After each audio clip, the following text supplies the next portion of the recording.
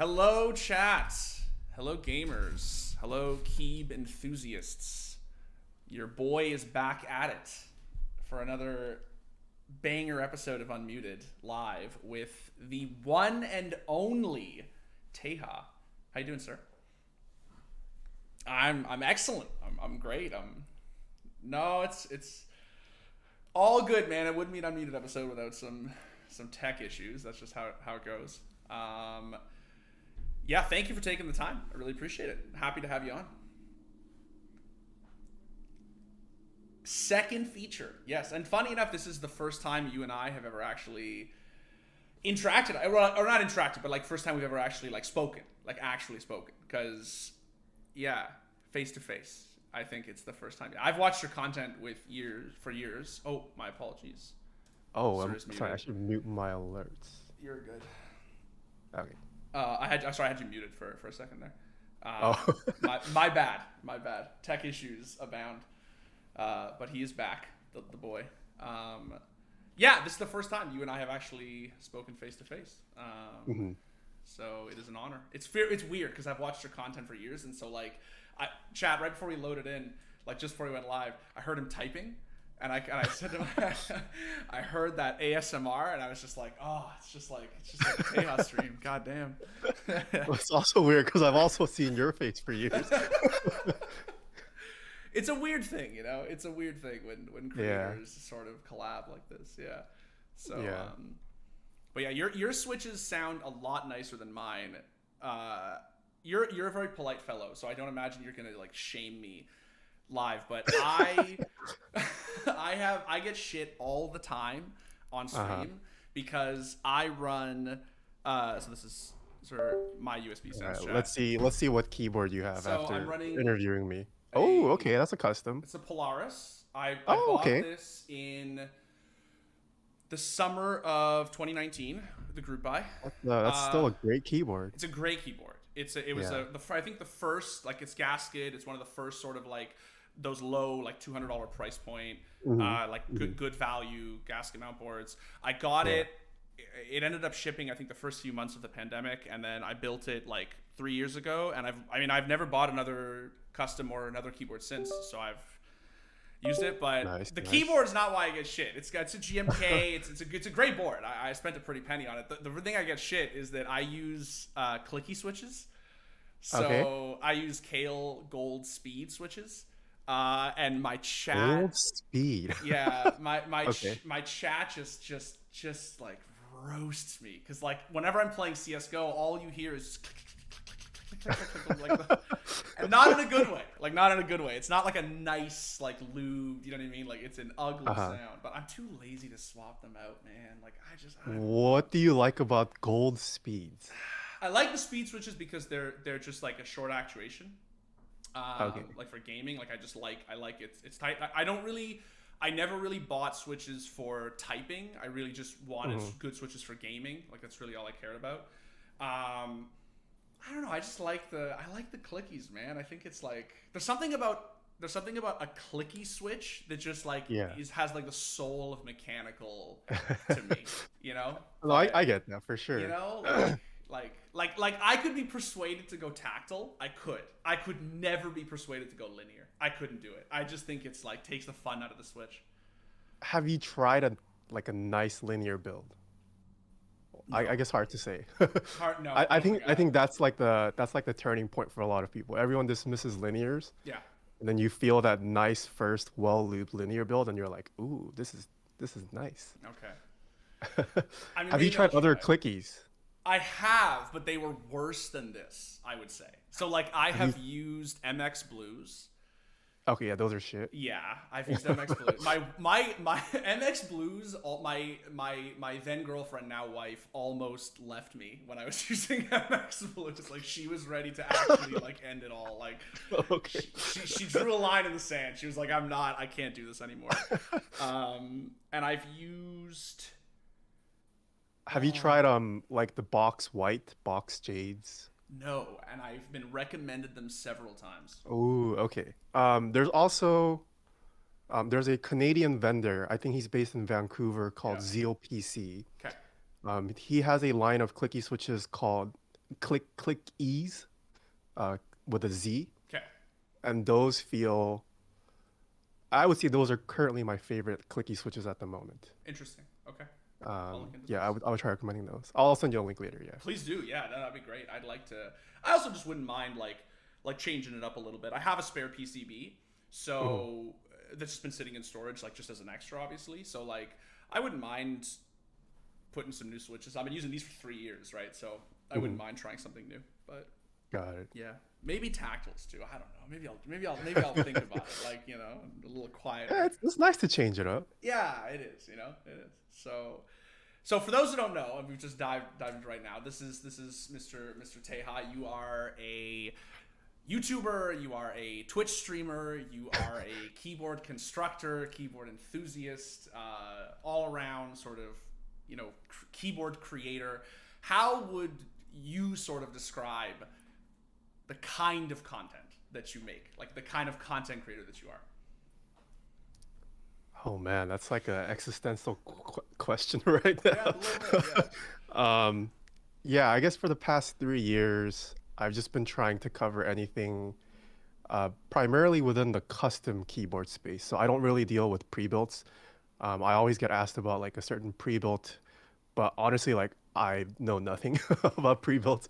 I exclusively focus on the more custom scene, with a, I guess, slightly heavier focus on the more premium and kind of high budget end.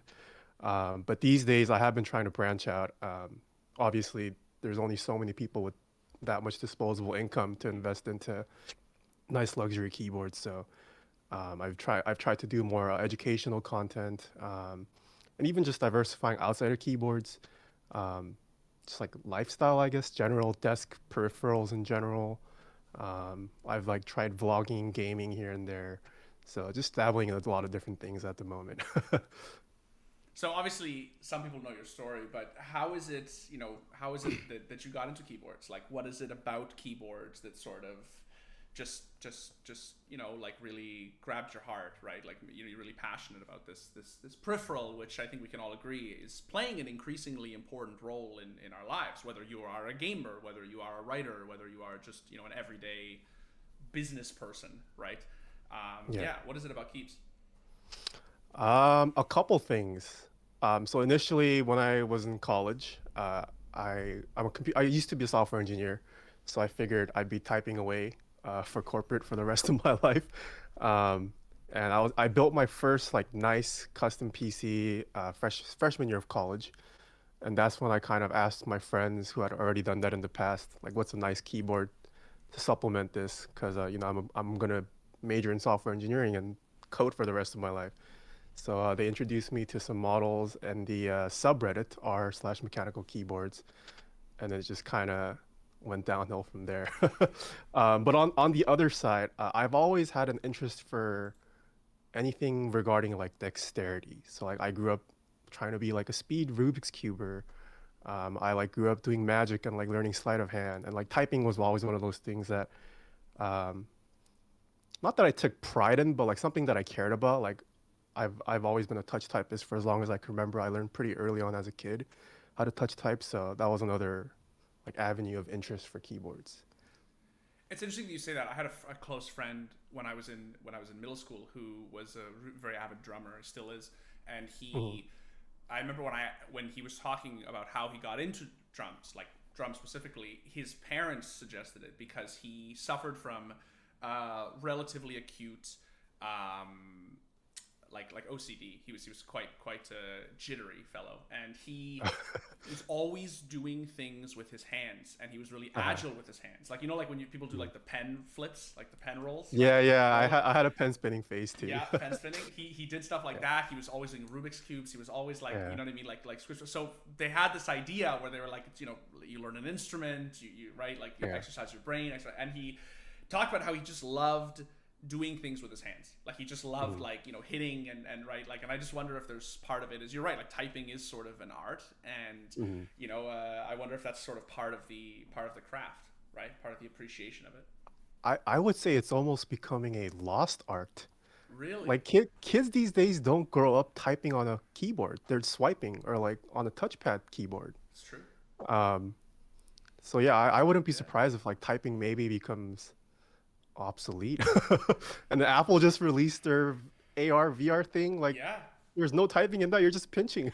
Yeah, and soon AI is gonna you're just gonna say things, right? It's gonna That's you true. just Yeah. say out loud, you know what I mean? Like, yeah, that's Yeah. true actually. You're right, and even like my wife, like she's in chat right now. She when she sometimes she texts, she does the feature where you drag your thumb, right? Like Oh, you okay. Okay. drag from letter to letter, right? Like it's true. Even Right. typing, you're right, is becoming actually like sort of increasingly less necessary. Mhm. Yeah. Um, yeah, but yeah, Swift texting. Yeah. Swift exactly, yeah. But yeah, so I guess it's sort of like the idea is like you like a lot of people, you're passionate about a hobby, you're passionate about this thing, and then you sort of, at what point did you kind of decide like, hey, I kind of want to like make content about this, right? Like it's sort of Mhm. I kind of want to like go out into the world and actually like talk about keyboards and build keyboards and be interested in as you say, custom mechanicals. Like what was sort of the impulse there? Yeah, so I mean, the hobby itself is fairly young, but even when I started getting really into the hobby, I'm not really like considered an OG veteran. I mean, by like today's standards, I am considered a veteran, but I'm not an OG within the hobby. Um, it was honestly a mix of being at the right place at the right time. I just kind of got in early where there weren't many educational guides regarding how to even participate in the hobby. There were maybe like five content creators at the time that like exclusively did keyboard focused content. Um, and then the reason why I started putting out keyboard content was so I have always been a photographer my entire life, but um, now there's been a shift towards, video content. So I wanted to get some video practice in. I bought like a nice video 4K, like 4K was new back then. So I got a nice 4K camera, and then I figured I didn't want to film myself. I have all these nice keyboards. Maybe I'll just like film myself typing away on my desk and then like learn the whole pipeline of how to make content or video content, like color grading, lighting, and all that. So that's kind of how I started publishing my keyboard stuff at first. It was mostly a way for me to just practice video. And then it just happened that because it was a fairly new hobby, um, people just naturally got interested in what I was doing. And then there was tons of questions about like, oh, how do you do this? How did you get this sound? How do you build this keyboard? And that's when I kind of figured, maybe I should try live streaming this process, so I can answer these questions live instead of having to respond to people all the time. And then it just kind of organically grew from there. Do you remember like a sort of a moment when you felt like it really could? I don't want to say took off, but I feel like, do you feel like there was a moment where even just to you it sort of switched and you thought to yourself, like obviously you mentioned you were a software engineer, right? Like it's a pretty real job, it's fair to say. Like Mhm. it's a career, a path, you say, right? Yeah. Do you think there was a moment when you sort of realized to yourself, like shit, like maybe this could be my thing, like this could be like an actual life detour that I actually make and become a full-time creator? Yeah, I think it was once I started to land collaborations. Mm. Because I kind of knew that just by me doing keyboard, I don't think I'll never be like hitting the top streamer numbers, right? But if I can somehow captivate this esports audience that I'm somewhat familiar with and already exists on Twitch, Yep. um, there might be a path of avenue for sustainability there. And I think after landing like my first two clients, it just kind of started taking off instantly because no one really knew of custom keyboards at the time. And then it just snowballed insanely from there. It seems so natural, and I felt like you were really the first person to do it. I remember when the boom kind of Yeah. started to happen, right? It was like really in and around that like mid, in my mind at least, it was sort of like that middle of 2019. It's Mhm. really felt like like custom keyboards and like the crossover between custom like the crossover between giving a shit about your keyboard, like really giving a shit about your keyboard, and being a gamer, like being a streamer or a pro player, or right, like started to cross fertilize. You know what I mean? Right. I Yeah. remember being in Raleigh, North Carolina for the Siege Major, and I was Mhm. interviewing Pengu, and he was talking about how he Oh had yeah, just commissioned. he was one of my earlier Yeah, clients. Yeah. and he was so excited. He was talking about this board, and he was like so psyched, and he was lamenting the fact that he couldn't use it in Pro League because like they have like when you travel, there's like I guess the sponsorships, right? And he's like, God, use Yeah. my Logitech board. He's like, but he was so excited to go home and stream with it, right? And like it felt to me like that was sort of the first like that was when the boom started really happened. And I guess it's fair to say that's sort of when your content also underwent a pretty similar, boom, right? Yeah, for sure. And then also shortly, like starting from late 2019, COVID hit. Yeah, So everyone was staying at home. Everyone started to care about their work setup at home. yeah. And then that's when the whole keyboard interest blew up. I mean, that's the real boom, right? Like, speaking my own perspective, right? Like, we had a coworker at the score, former employee who was Sifili, who was a huge keyboard guy, like an OG like geek hack, right? Who got me into customs right around this time. Oh, Like, Sifo, yeah, Sifo. Sifo, Yeah, yeah, yeah. He's a good right, friend. Yeah. right around this time. And I remember, like I mentioned to you when we started the stream, I bought my Polaris pre-order or my group buy. It was the summer of 2019. It was supposed to ship, I think either early 2020, whatever. But of course, COVID happened, and so in China specifically, like everything got delayed, manufacturing got whatever. So it wasn't really until about maybe April or May of 2020 that I actually got to build my keyboard and got all my parts. But I remember exactly as you say, the first few months into the pandemic, it felt like everybody was getting into custom keyboards. That was like the huge thing. Everybody was baking bread and everybody was building keyboards. That was like the thing, Yeah. right? And yeah, I mean that was a crazy boom, right? And it felt like that was kind of just like it felt like custom keyboards were sort of already becoming the wave. Like they were already becoming cool, but then just the fates would have it, COVID happened, and it was like putting out a fire with gasoline. Like it just skyrocketed, right? Or stomped, as the kids would say, right? Yeah. Yeah. Yeah. I think in the community, some people, in terms of timeline, they refer to it as a post Tfue and pre Tfue. Interesting. Because that my collab with Tfue Yes. that happened January of 2020, which is like right when everyone was starting to take COVID seriously. Yeah. So it was a combination of Tfue spreading awareness of custom keyboards, and then everyone was at home because of the pandemic. So yeah, it was like a double whammy almost. I do remember that collab specifically was, obviously a very big like moment for you as a creator. It was a big moment for, I would say, fair to say it was even a big moment in customs in general, right? It was sort of Yeah, for sure. a viral moment, right, in the community. Yeah, I can't. Let me just sorry. Let me just take 1 second and actually Hmm. center your cam because there we go. I think Colton wants me to center it a bit more. Oh, there we go. Sorry, chat. Perfect. Cool. I was gonna ask you. Obviously, I was gonna ask you specifically about this collab because I remember when it happened. Like how? So like I seem to remember there's just being this story of just like you sort of just like sliding into his DMs, like sort of just being like like just shooting your shot. You know what I mean? Like just being like, yo, what's up, dude? Like, and like I'd love to know like the story, like of how it really happened. Oh man, there's a little bit of tea, but I mean it's Uh, not serious. I guess I can talk about it. Give I me the mean tea, bro. everyone probably knows it. So how I slid into Tifu's DM is there was drama with a mod. I'm guessing he's an XMod. I don't know if he still is. It's resolved. I talked to the guy. He's a very nice guy. He just was uninformed at the time. Okay. But one of his mods, I guess, like caught wind of the hobby early and also started to offer like build services and building keyboards for people. Um, and then people in my chat were kind of, I don't know how it came up, but someone told me that he basically had sold Tfue, that he is a mod for, like a tofu build for like $800 or something. Ooh. And I was like, I just called him out. I'm like, this sounds a little sus. Yeah, yeah, yeah. Like, for anyone who knows what the tofu keyboard is, like it shouldn't cost anywhere near that much, no matter how you spec it. So I just kind of called him out on that, and then I guess Tfue saw it, and that's how I slid into his D. And I'm like, yo, I'll do something much better than this. I'll show you something that's worthy of this price tag. And then the rest is history. Yeah.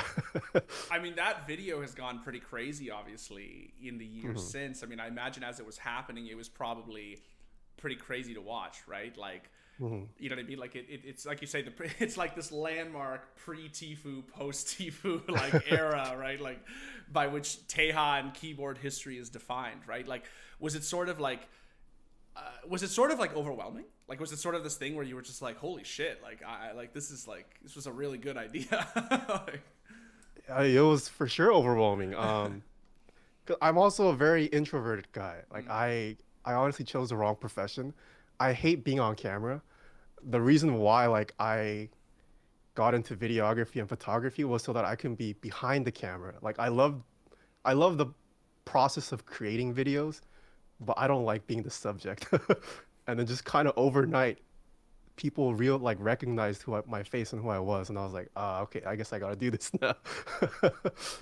you gotta Yeah, ride the wave. You gotta, you know, yeah. people like obviously you wanted the keyboards to be the focus of your content, understandable. Mhm. But over time, like, you know, it's all of the little things that go into a Teja stream, right? It's the jazz, it's the coffee slurping, it's the kitties, it's the, you know what I mean? Like, Uh-huh. there's all these things that go into it, right? Like the humor, the sort of like laid back atmosphere, like that people Mhm. really fell in love with. Have you come to enjoy being a creator more? Yeah, for sure. I'm way happier mentally since quitting my software job. Not that I didn't hate it. I did enjoy my software job, but um, I think just like videography, photography, content creation is my deep down passion, Yeah. whether it be keyboard or whatever the subject may be. So I'm definitely enjoying this new lifestyle. Was it a like a really scary decision for you, or one that you really didn't think put that? Not, I don't want to say not that much thought into, but like, was it scary quitting your job, or was it one of those things that you actually just sort of felt really confident in, and you were just like, no, I really want to do this, and had, you know, you weren't really angsting about it. No, I mean it definitely was scary. It also almost cost my relationship. We're not married too, but something similar, yeah. Because I would basically work my software job during the day, Yeah. and then afterwards it was just all keyboard grind. I was like legitimately trying to grind, growing my numbers on Twitch and on YouTube. We were long distance at the time, so that's kind of why, I couldn't really focus as much as I wanted to on my significant other at the time, and I figured I'm alone, might as well try to see where this goes. My parents surprisingly took it very well because I didn't even bring this up to them until like I had a sizable paycheck that I was like, I'm not going to be making as much initially as a software engineer, but I can at least like pay the rent.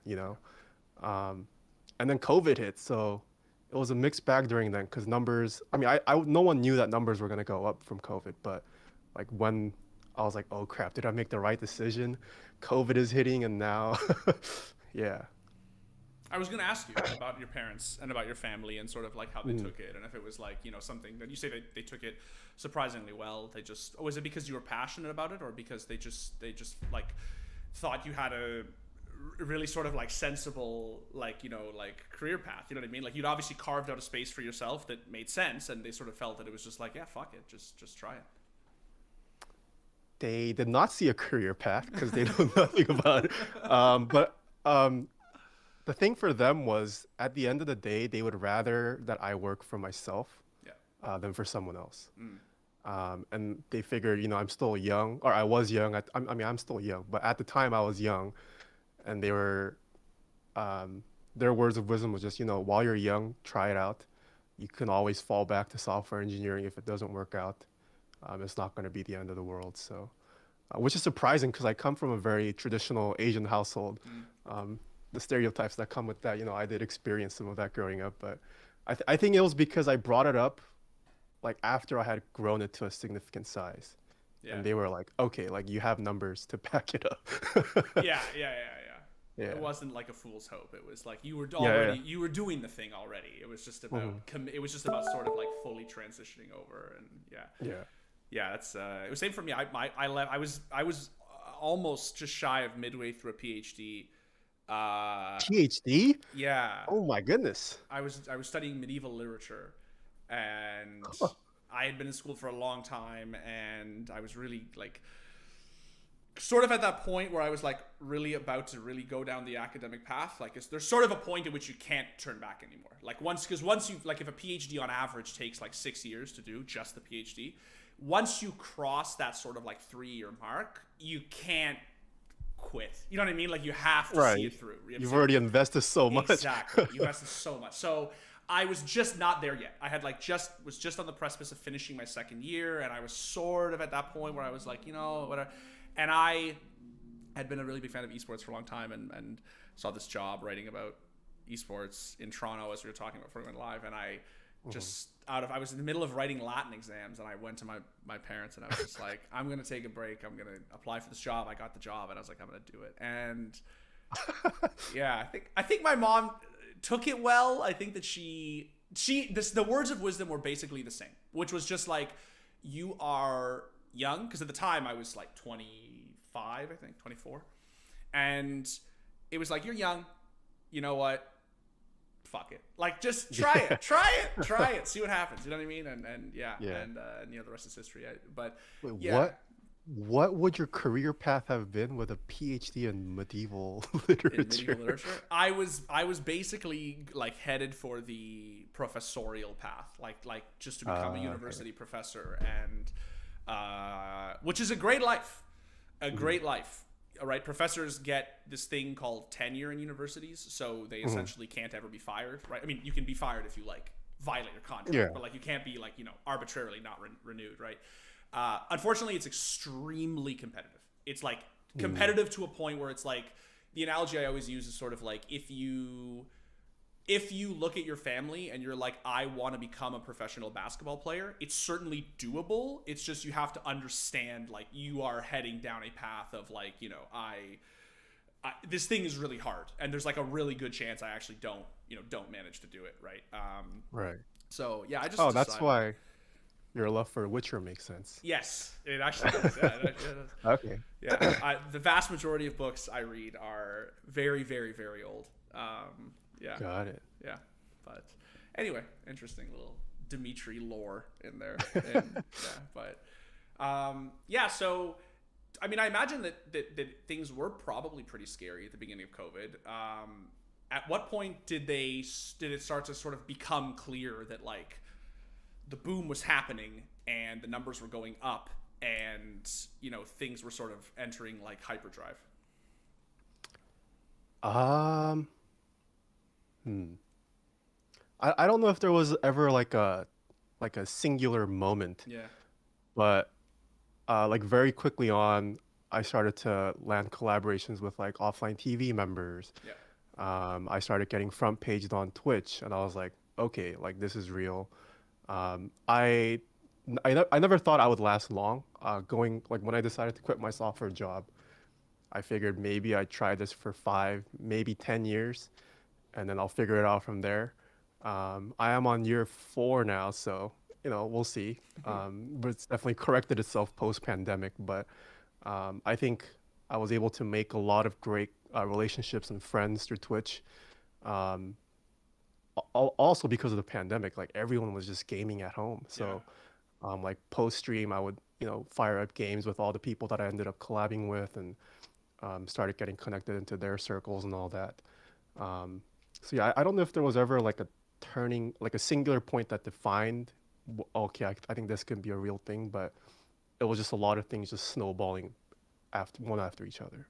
That makes sense. Yeah, because it and even in retrospect, it sort of felt like that. Like the pandemic was weird like that, right? Or the lockdown, I should say, was weird like that, where it was just like, it felt like it was like a fugue state. You know what I mean? It was like, you'd look up every 3 months and you'd be like, whoa, you know what I mean? Like, no, that's I can imagine that it's sort of like was weird in a sense, because you should say things sort of like corrected after the pandemic, because numbers just felt like, and I don't mean this obviously in a bad sense, it was to a similar degree the same for everybody, right? Sort of numbers were artificial in a sense. Like it was just like the YouTube and Twitch numbers were so crazy because like everybody was at home. Like there was just nothing else to do, right?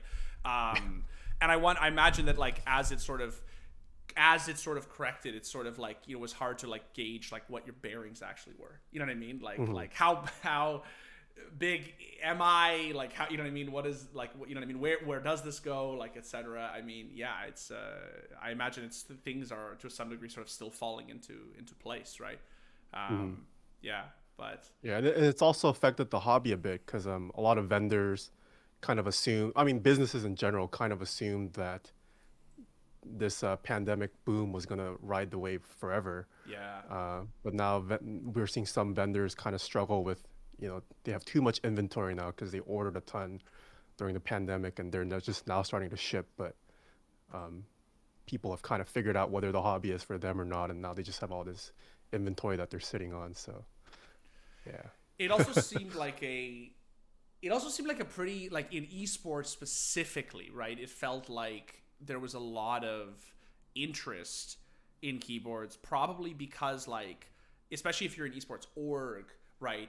You know, or right, you there was no tournaments. Like, there was nothing to do, right? Like, you couldn't go anywhere. You're playing everything online. You're sort of just sitting there, right? And so, you know, when you're investing in your org infrastructure, you're investing in your future. You look at things like merchandising, you look at things like collaborations, right? And you look at keyboards and you say, like, this is a thing that is getting really big. It's gotten really big, right? Like, this is something we can sort of, you know, invest in. One of the things I was going to ask you is, like, you know, obviously in the last 3 years, keyboards customs have sort of, I would say the line between pre-built and custom has become a little bit muddied.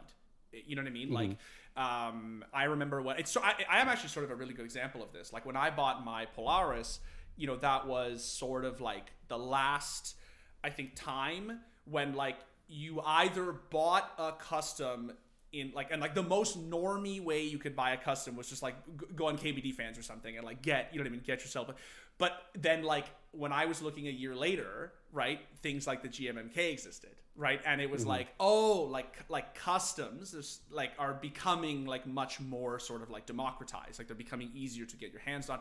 And I'm sort of, like, imagine seeing that, like, the instinct is to say that it's, like, sort of a good thing. You know what I mean? Like, it's great. It's good. Customs are becoming more accessible. More people are buying them. They're also becoming a little bit cheaper for better value.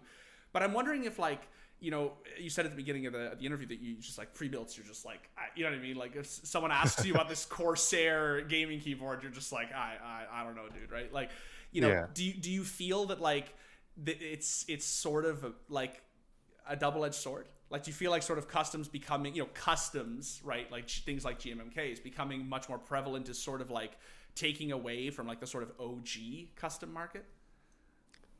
No, I don't think so at all. Okay. I think, like, the biggest thing that I've tried with my content is to just get everyone to think more of their keyboard as something to invest in. Yeah. And like, as, like, memey as, like, the gaming side of it can be, like, I think a rising tide lifts all. So any exposure for, you know, just improving keyboards to any degree, I think it benefits the industry as a whole. So I personally welcome, like, I would love for these big brands to put out better keyboards and stop trying to fluff up, like, poorly built pre-builds as, like, something nice, and actually start paying attention to it. Yeah, I mean, yeah, it's still it's sort of surprising in a sense. And to be clear, I was not throwing shade. Maybe it sounded like I was throwing shade at GMMK. I'm definitely not. There are, however, other, obviously, pre-builds that are, I see the price tag of them sometimes, and I am like, wow, like, that, my goodness, like, I guess that there is this sense in which maybe some of these, you know, big gaming companies look at what people are willing to spend on a custom, like a true custom, and they think, like, well, what if we just sort of put out a pre-built that had sort of, like, special switches and had sort of, you know, that was also really expensive. I feel like pre-builts have become more expensive, but maybe I'm crazy. I don't pay attention too much to it, honestly. You just literally don't fucking. No, like, I have no idea dude. what Logitech does. That's I have no great. idea what Corsair does. That's fucking based. I love that. That's great. That's so great. Because it's crazy. Like, I will see, like, look, obviously, you know, I remember back in 2013 or 2012 or whatever, right, when a Black Widow Razor was, like, $139, like, Canadian, mind you. But, like, I remember when it was, like, that expensive, and think, like, oh, it's good. But nowadays, I swear to God, man, I see, like, some of these, like, Logitech keyboards and they're like $230 or something, and I'm just like, bro, if I'm gonna For a spend, Logitech I keyboard. swear to God, some of these like Oh high end wow, okay. gaming like, and I'll be like, bro, like maybe I'm crazy, maybe chat can correct us, but I was just like, I see some, it feels like the price has gone up because I think my theory is that these companies see what people are willing to spend on customs, and they say, even if it's just a GMMK, right, and they say, like, well, shit, we could get that too, right? Like we could jack up our prices and make the keyboard super fancy and right, and anyway, but I guess if you don't pay attention to the premium market, you don't pay attention to the premium market. I don't really either. It's just sort of like an observation I've made, but I was just curious if you had thoughts. But I think that's the crazy thing. Like, even though this hobby saw such a huge boom the past couple years, I would still say the majority of the world doesn't care about their keyboard. that's Like, it's so definitely easy. true. Yeah, It's so easy for us to drop like $1,000 on the next phone, I know. which honestly we don't do. I would say the majority of us don't do much on our phones to warrant upgrading every year. But like you mentioned, like a $200 keyboard, and everyone's like, no way. But like you True. probably spend as much time on a keyboard as you do on your phone. If some people, it's more. Yeah. Um, Yeah. yeah, I think that's one thing that I'm realizing. Like the older I'm getting, okay, I'm not that I'm old, but like as I am maturing more, Yeah. like I think it's important to invest in the things that we actually use a lot. Um, so like this, I say this like jokingly to a lot of people, but like one of my goals one day is to like own $1,000 bidet or like a $5,000 bidet. I don't know. Yeah. Like it's something that we use so much. Well, Yeah. okay, maybe not America, but like it's a tool that you get a lot of use and benefit from. But we've just kind of been conditioned by, whether it's like mass production or whatever you want to call it, to just kind of consider it as like a generic commodity. Yeah, 100%. I think that there's a lot to say for people. One, in investing in things that bring you pleasure and things that you use every day. I'm an avid cyclist, and I spent a lot of money on a bike last year, a road bike. And I had used, a hybrid beater, and I loved it, and I was biking it 150 kilometers a week. And I was like, and then one day I was just like, I don't spend a lot of money on a lot of things, so why not just go spend an exorbitant amount of money on this thing that like I'm gonna use every day and I'm gonna love every day, and it's gonna bring me so much pleasure, and I love it every day. I admire it. I love it. It makes me happy. I'm with you, and I'm also with you on this idea that people significantly underestimate how much time they actually spend using a keyboard. Like you say, like it's anytime we build our lives around computers, and it's sort of like that's accepted, but this idea that we build our lives around the actual input mechanism into the computer is somehow overlooked, right? Yeah. And you're right. Yeah, I spent a fairly decent amount of money on this custom keyboard 4 years ago, and I have used it literally every day since. Literally every day, save when I'm traveling or something, right? So, and I don't travel a lot, so yeah. It's also hard for people to I think just the idea of amortizing the cost. I think a lot of people don't get that. Yeah. Like you can spend $500 on a keyboard, but that'll probably last you. I mean, assuming you don't like spill water on it or whatever, it'll last you for years, if not until you die, maybe. Yeah. So if you consider the amortization of it, it's a lot easier to stomach.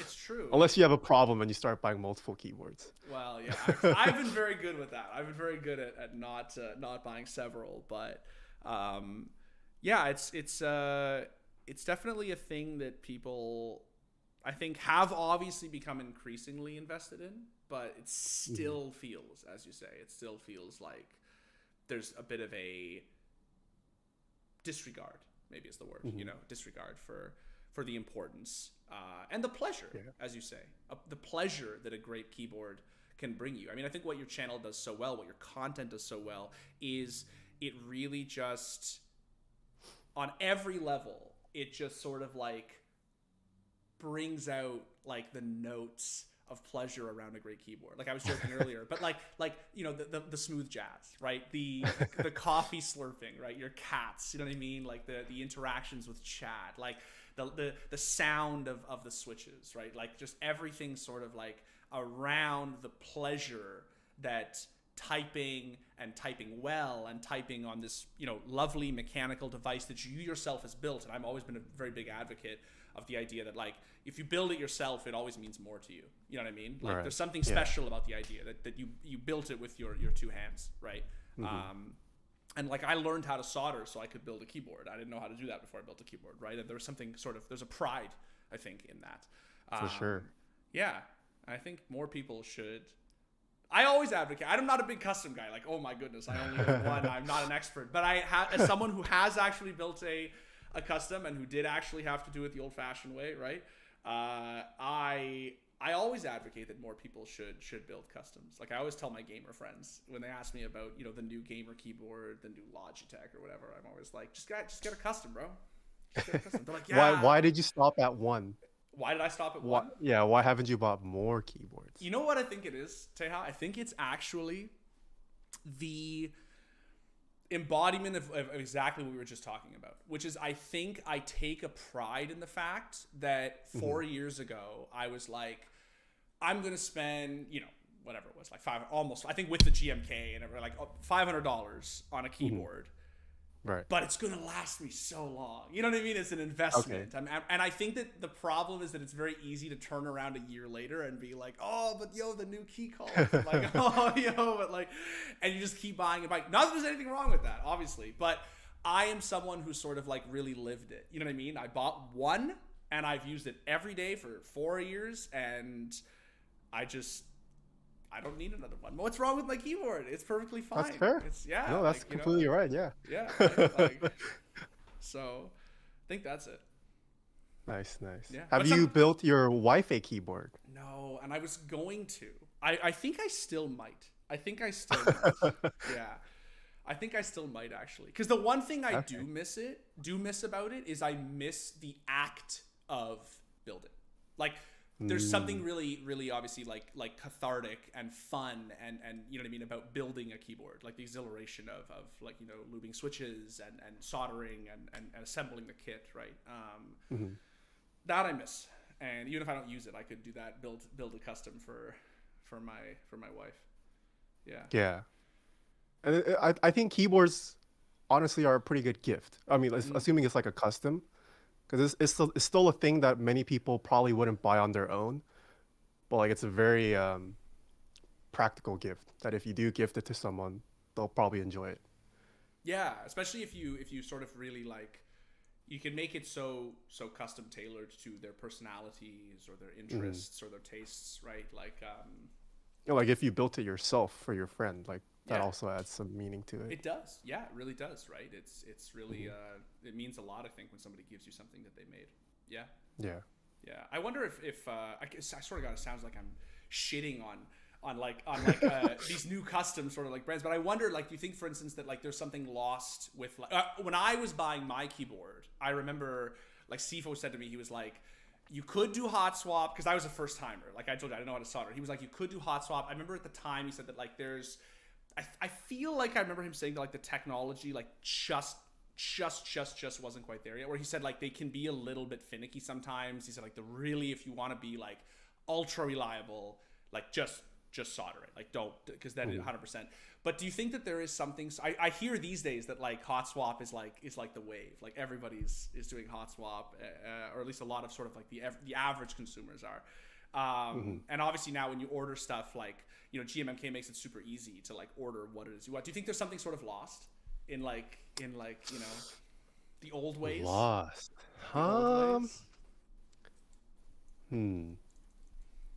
Maybe just like a tiny bit. Like there is something fun about the soldering aspect. Yeah. So, I mean, I think like just technically speaking, that is probably the hardest part of a build. Yes. But hot swap has gotten really good nowadays. Like I build hot swap all the time now. It was a little finicky back then, but it's hot swaps. Everyone has hot swap now. Okay. I don't think it's any more like better just because you soldered a build. That's a pretty elitist mindset to have, I think. But there is something to be said about the fact that you soldered your own switches onto a board. I wouldn't say it's lost though. Okay, I was just curious. Like it sounds like I was just curious because like I said, I have not ever done it with hot swap. The one thing I will say is that I was all I was all excited about soldering and doing it myself until I had to desolder a PCB. And dude, it was literally like I would rather buy a new fucking keyboard than have to do that. I had to drive my PCB to Tfue's house, and he bought this like high-end like industrial desoldering gun. He literally was like, I'm not doing it anymore with the sucker thing, and he was like, he's like, absolutely not. He's like, so he bought himself this fancy one. I took it to him. He did it in 20 minutes, and it would have taken me like 3 hours. Exponentially easier, if you have the tools. Yeah, that's the only problem I will say is desoldering. Soldering is fun. It's easy. It's good to learn, but desoldering is a fucking nightmare, man. Yeah, it's brutal. Yeah, just brutal. Have you tried soldering other stuff now that you have the skill? Well, what else would I solder? You can make your own cables. If like your tech breaks, you can try soldering wires together. Yeah. I don't know. You know what I do want to do? I don't know if this requires soldering. You know what I do want to do though? So I'm a big boomer. I love Zowie mice. I like, but they're wired. And so I have a bunch of Zowies that have rubber cables that I want to paracord myself. But I don't know. I feel like that requires soldering, right? Because you have to. If it's a wire, you would need to solder the wire part together. Yeah, exactly, right. So maybe I'll paracord a few of my mice, and maybe that. Yeah. Because I got my soldering gun sitting in storage. It's still there, you know. Like, gotta find something to do with it. Well, paracording, you might not even need a decent, because that would go over the rubber sleeving, right? Yeah, and I wouldn't have to replace the wires, right? I think I would just take the rubber off and then just put the paracord on, right? Yeah. Okay, maybe there's no. Someone in chat is saying it's just the JST connector, so you can probably just unplug the connector. Oh, is it? You just unplug it, really? Once you open up the shell, yeah. I've never done it. I was actually on Twitter recently. I was talking to James Bardolph, the CS caster, about it. Because he paracords all of his Zowies, and he was saying like, oh yeah, you can just do it. It's easy, but I haven't looked into it since. So, but maybe I'll do that. Or I have a question for you. No, please, yeah. Do you think like big companies will always be, how do I word this? Do you think there will ever be customs allowed on major like competitions? Ooh, ever? That's a good one. Because that's been one of my biggest roadblocks. Just like sponsorships. Yeah. They just have, they're just bound by peripheral contracts. It's a really tough one. Because the issue is not even so much, as we say, like, it's not even so much like, you know, checking people's keyboards or, you know what I mean? Like, are you cheating or whatever? Like, it's not even so much that. It's more, even if you do, like, I remember back in the day, and I don't think I'm misremembering this. I remember back in the day, like, when Valve was doing the International back in, like, I guess 2016, 2017, whatever it was, like pros would literally have to like, you would store the equipment with Valve at the event and it would be like a brand new in-box keyboard, I'm pretty sure. Like it would be I heard. Yeah, you'd be like, this is a new Razer Black Widow, right? Like, and like when you give it to Valve and then like the day of the match, you like unwrap it and you like pull it out of the box and you get some time to set it up and everything. But yeah, like they were very strict about that stuff. But even if you get past those obstacles, peripheral sponsorships with teams are a big thing, right? If G2 is sponsored by Logitech, they want their players using Logitech keyboards on the major stage. When that camera pans over Nico's desk, they want people to see that there's a Logitech on that desk, right? I don't think so, man. I mean... But I've also seen some players use customs. So, like, how does that work? It must depend on the team, right? Because maybe if you're a team that doesn't have a peripheral sponsor, right? You don't run into that issue, obviously, right? Like TSM has a Logitech sponsorship, or they did, I don't know if they still do, but like had a big one, right? And G2 I think still has a huge Logitech sponsorship.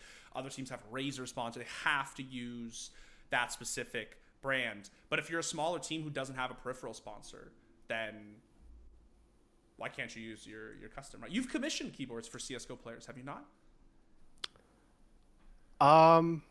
CSGO, I've done one for Sticko, but I don't know if he was allowed to use his board on stage. I know he got his team got pretty close to winning this year, but yeah, the major.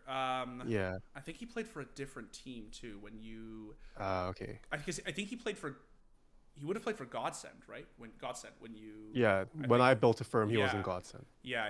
Okay, so it's different now. I don't know if Gamer Legion has a peripheral sponsor, but honestly, man, it is a real roadblock. Like I told you that anecdote about Pengu. Obviously, it is a real roadblock. Yeah, like Yeah. yeah. Now in his case, like he's a big streamer, obviously, and he was even then when he was playing professionally. So like he could use it day in day out when he's sitting at his home PC and stuff. But it's just when he's traveling he can't. But yeah, it's tough. It's tough to like be this pro CS:GO player who like commissions like a $3,000 keyboard and then you just can't even take it with you to the major, right? Like it's sort of like what's the point, like yeah, that's tough, man. That's tough. I also saw the video on that you guys did on the Wooting 60HE I'm gonna ask this week. Yeah, I was gonna ask you about it. Do you think that will that ever be like a sanctioned keyboard? It's like even if you have a peripheral sponsorship. It's interesting, right? Because that's a keyboard. I mean, have you used a Wooting? I actually have not. It's been on my list, but no, I have not. So but, I mean, I'm familiar with analog switches. Yeah. And I do know their applications. Yeah. So then the idea then to you, like, because you obviously have a immensely better technical understanding of this than I do. Like, I have heard pro CS:GO players have told me that the keyboard feels like a cheat code. They have said that when you are counter-strafing, specifically in CSGO, where obviously counter-strafing is very important, the tightness of the movement, they have said it feels actually like objectively easier. Like I feel like I'm cheating when I use this keyboard. Do you think that that's placebo, or do you think that there is actually like a technical grounds for that? I'm genuinely asking you. I don't know.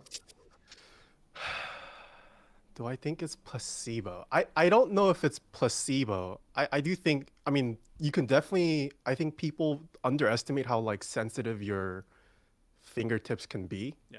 And just like responding to that. I don't think it's placebo. But I don't think just because you switch to a analog switch that you'll necessarily perform better. Okay. If that makes it. Has there been like scientific tests of like pros significantly somehow improving in performance by switching between keyboards? I don't know of any scientific studies on pros. I know that there's obviously creators out there who have, and you can see them on YouTube, like the popular Wooting videos, right, where they talk about like the analog switches like just like demonstrably feeling better, specifically in CS:GO, right, where this like where counter strafing is so important, and how once you go, like I know Tfue, like he literally used one, and like the day he used a Wooting, he was just like, I need you to order me like 4 more of these, because like I'm never using another keyboard. Like this is like and I've heard a lot of that. That's just anecdotal. That's just, this feels better to me. But I've heard a lot of like very good, like very proficient, professional CS:GO players saying like, holy shit, it's like night and day. Like this feels so fucking good. I have to use this every going forward. If it ever comes to light that there is actually like a demonstrable competitive advantage to using the keyboard, I mean, I guess it would make sense for teams to be like, you guys can use it, right? Like if it's gonna make you a better player, right? Then like, even if it's just by that little extra bit, which at that level of play does matter, right?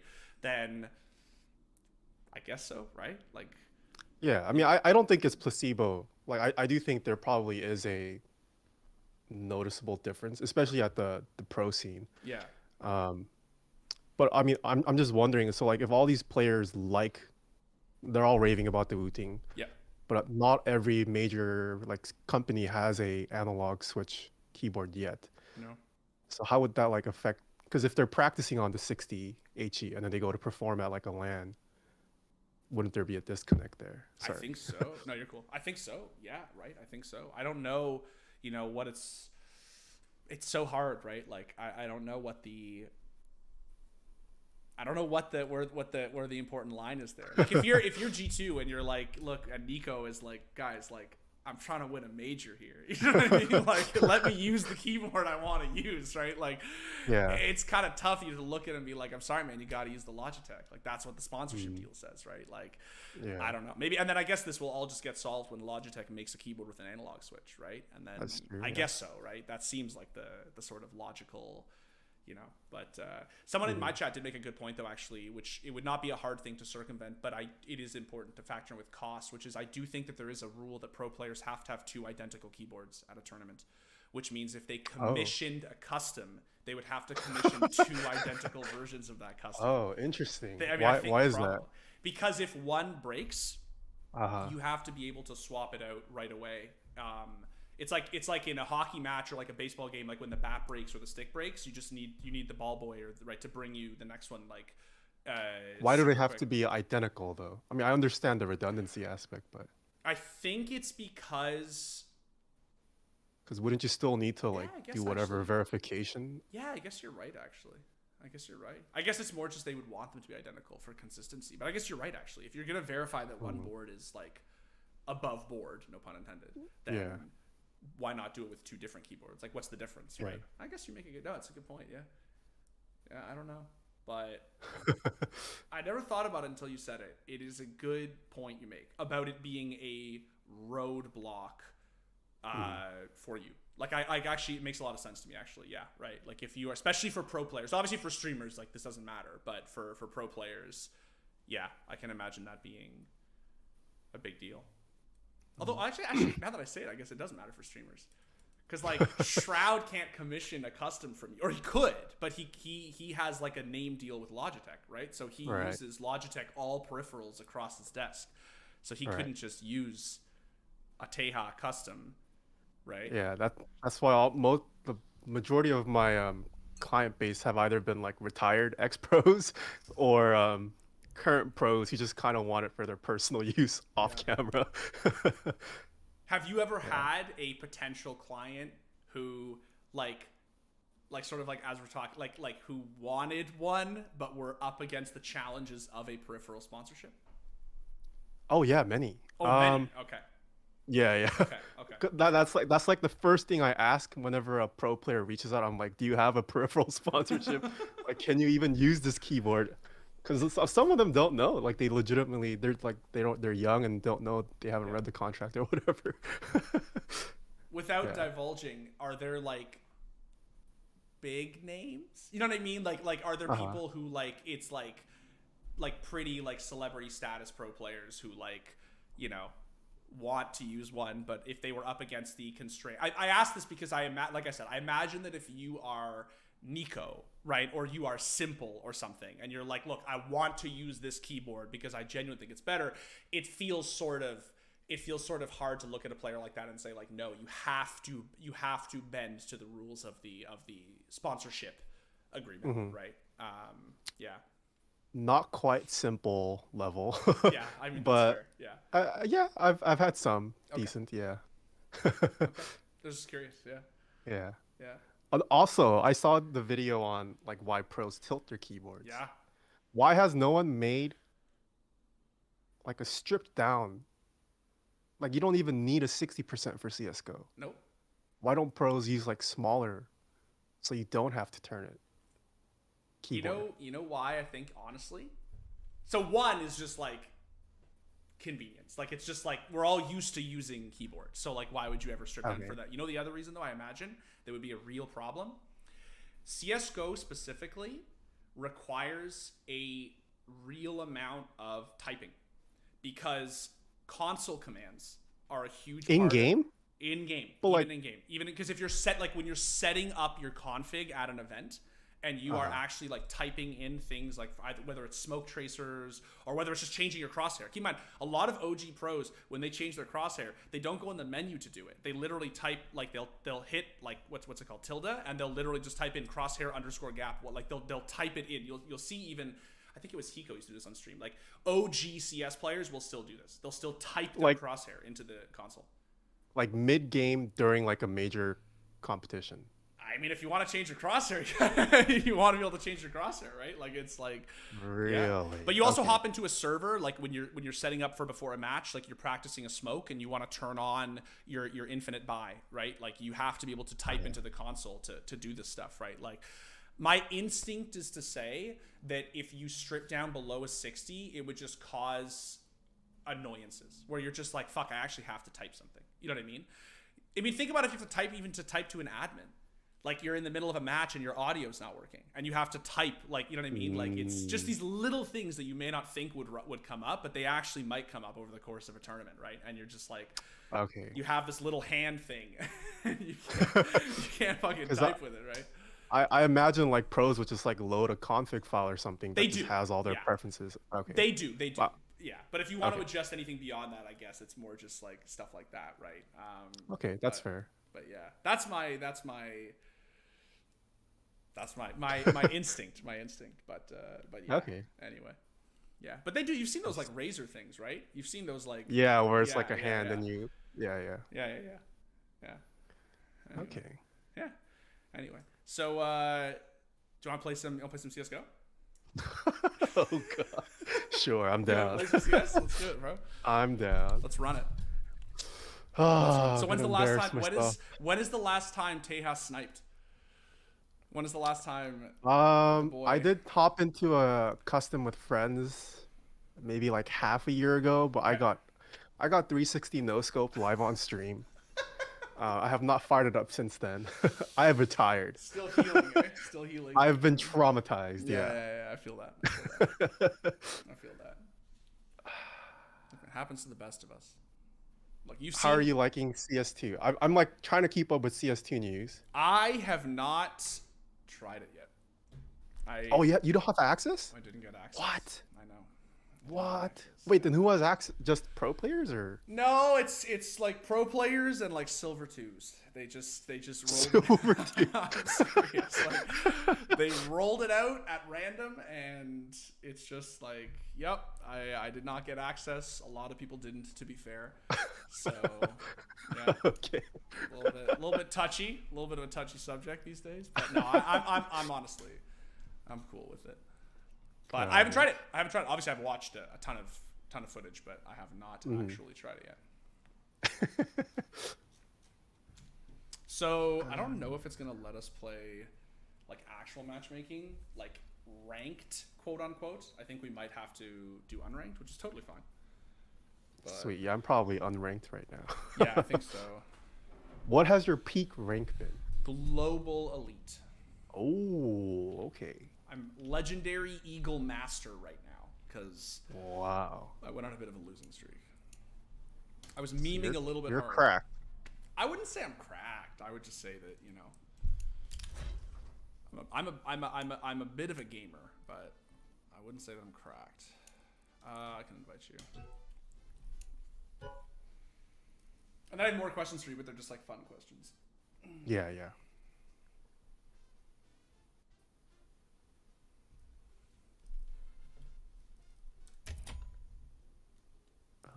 How do I even?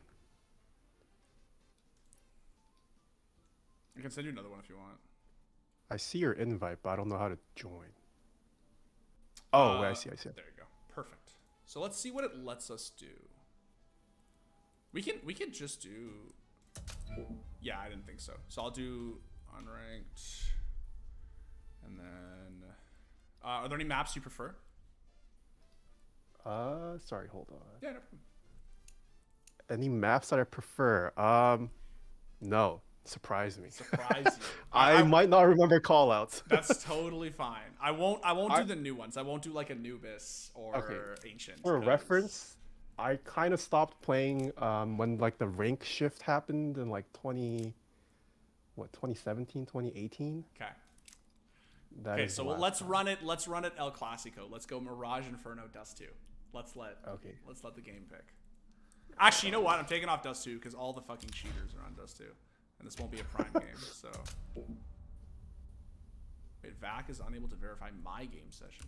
What the fuck are you talking about? Am I getting outed on stream? Do you have cheats enabled? Outed for cheats on stream? Shit. Hmm. Let's restart. So are you psyched for CS2? Like, are you excited to hop into it, Uh, play some? I don't know if I'm gonna play, but I do enjoy. I still enjoy watching CS. Nice. Like CS is the true and only FPS game in my heart. That's my boy. That's my boy. Do you also dabble with all the other what is it? FPS games? I love Siege. I do play a lot of Rainbow Six. I don't play Valorant. I have played it, obviously, but I don't like play it regularly. Let me just see if this is gonna work. Yes. Okay. Let me invite you, or re-invite you, I should say. It's really just I play a lot of Counter-Strike, and I play. Actually, I'll take cash off. There. I play a lot of Counter-Strike, and these days that's pretty much it, man. CS is hitting good these days. That's pretty much like I play other games. Like I play a lot of Destiny 2. I love Dark Souls, but I don't play any other shooters really, other than Siege. Do you happen to play TFT? I don't. I'm not a TFT guy. I know you're a TFT guy. I know you're a TFT. Are you a TFT guy and a League of Legends guy, or just a TFT guy? I don't play League anymore. I'll still watch the pros play like the major tournaments. Yeah. But I don't really keep up with League as much either. Okay. Oh my goodness, I'm scared. Mirage against the spin bots. Ah, Let's go. Let's do it. I'm gonna get embarrassed.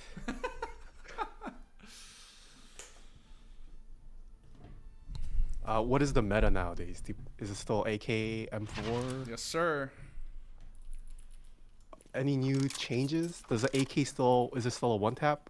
On the AK head? is still a one tap. No meta changes. Both M4s are viable. There was a time. Both are viable. Yeah, they're both viable. There was a time when they were both not viable, and the silencer was like extremely overpowered. But you can run either one now. I still like the silencer better, but it's cheaper, and I think it's just still a better gun. But you can run Wait, both. what part of cache is this? This is Mirage. I mean, Oh, this is a warm-up. This is the warm-up. Yeah. So they added this recently. This is like a 1v1 area you do before you load into the actual game. Oh, I see. Is it just you and me 1v1ing? No, it's us against random members of the other team.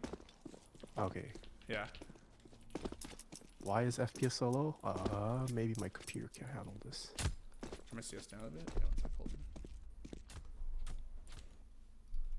Video. Oh, actually.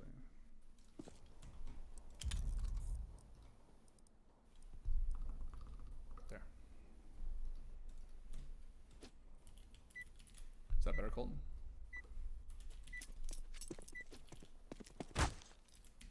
All right. Let's send it, bro. My game is frozen. It's frozen? No, I'm changing some quality settings right now. Oh, no.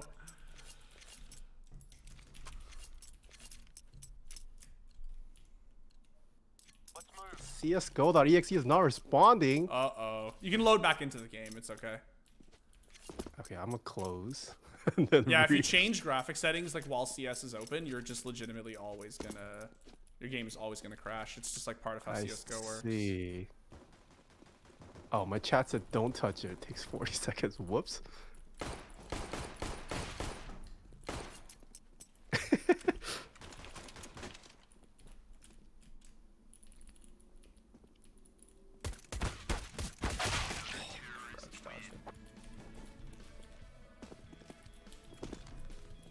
Can we pause? Hold on. Call timeout. Let's see. Wait, what? Oh, it's already. Oh, yeah. Okay. I forgot it's automatic now. So when you DC, there's an automatic timeout. So you have like 2 minutes to reconnect. Ooh. Yeah. Quality of life. Quality of life. Has the whole hacker situation gotten better with? Yes. I mean, since 20, whatever I stopped playing. It definitely has. We are not playing a prime game because this is not ranked. We are playing like unranked. And so I feel like this is where a lot of the spin botters tend to thrive, but I don't. Maybe we'll get lucky and be okay. These accounts look real on the other team, so. Oh, he may have spoken too soon.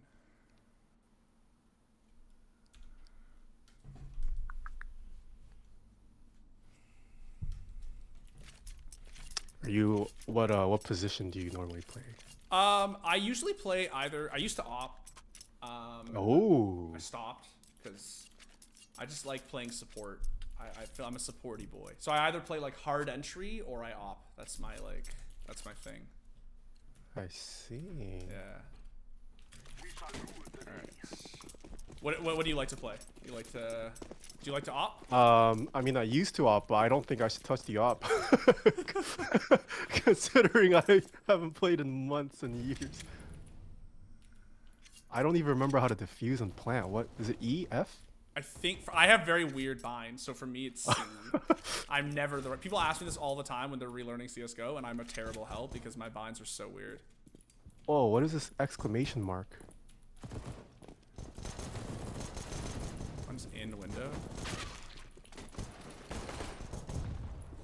Ah!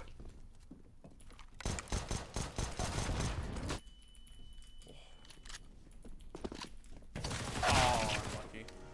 Oh my god, I'm alone. Oh! He pushed you under. He's running up the stairs behind you. Oh my god, I am so bad. It's fine, man. Yeah, we're in the trenches now. We're in unranked CS. This is like. I see. Yeah.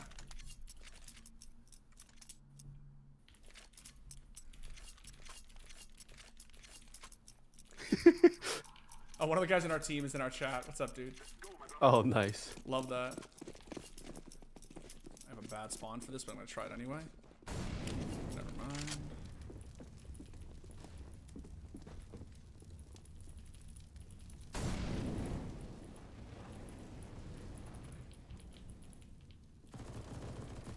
Oh, he's under. I'm gonna flash ramp, flashing now. He's underneath heaven. Or palace, I should say.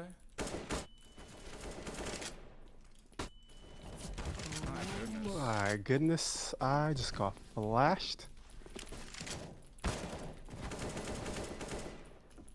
This is just gonna be spectator simulator for my viewers.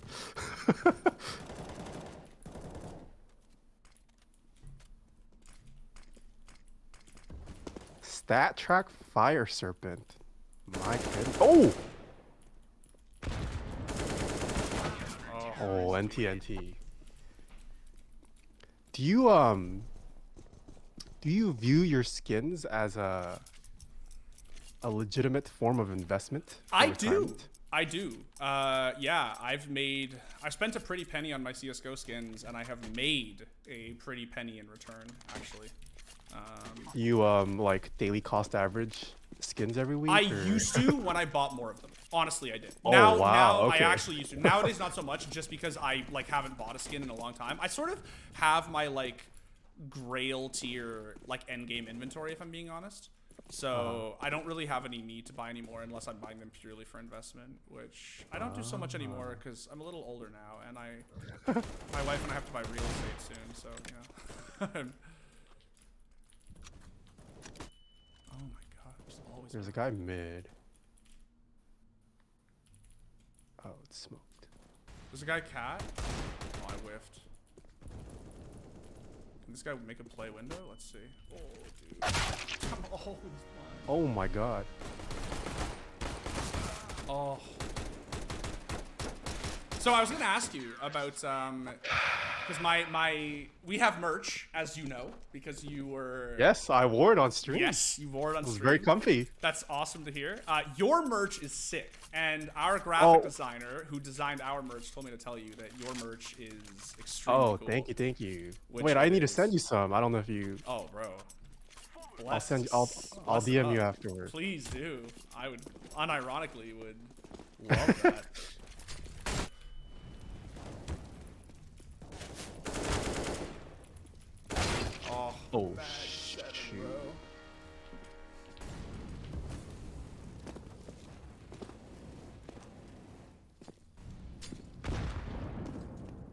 Speaking of merch, actually, speaking of hoodies, nice segue. I was Yes. gonna ask you about your compound tour at 100 Thieves. I remember seeing that when it happened. That was so sick. Yeah. Getting to meet Nate Shot and doing like keyboard modding with him and stuff. How did that happen? How did that happen? Sorry, you're like in the middle of like a rampant. No, I'm hiding in the smoke. I forget. Oh, you know, Damien Estrada. Do you know Damien I feel Estrada? like I know the name, but I'm not putting a face to it. Yeah, he's not a player, but he's been like a pretty high up creative director for Liquid. And then he was at 100 Thieves for a bit. He's back at Liquid now. Yeah, I do know him. I do know him. Yeah, like I don't know him, but like I know of him. Yeah. He was the guy who initially gave me a tour of the compound. And then I think shortly afterward, they were in talks with High Ground. Yes. So they kind of brought me on to like aid with consulting a little bit. And then from there, we've just been kept in touch since. That's awesome. Yeah, we've done the typing test video with the old 100 Thieves Valorant team as well. So that was pretty cool. I remember that. Yeah.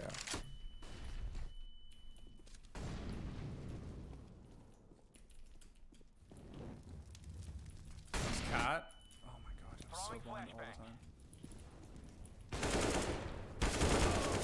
Oh, got timing so hard.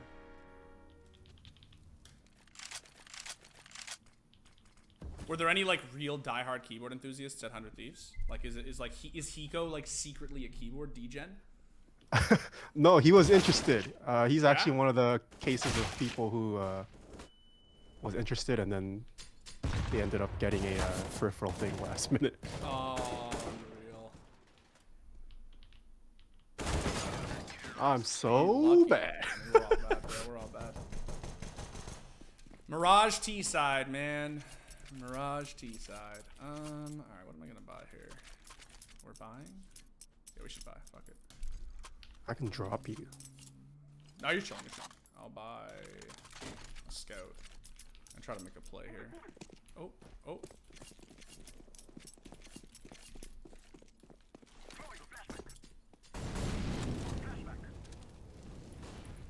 Do you buy all your gear with the numbers? No, I'm actually a weirdo who uses the buy menu. Like you manually click? Yes. Oh, wow. I know. Oh, of course, he timings on stairs. Ah! I have your stairs. If he swings close, you can kill him. Flashbang out.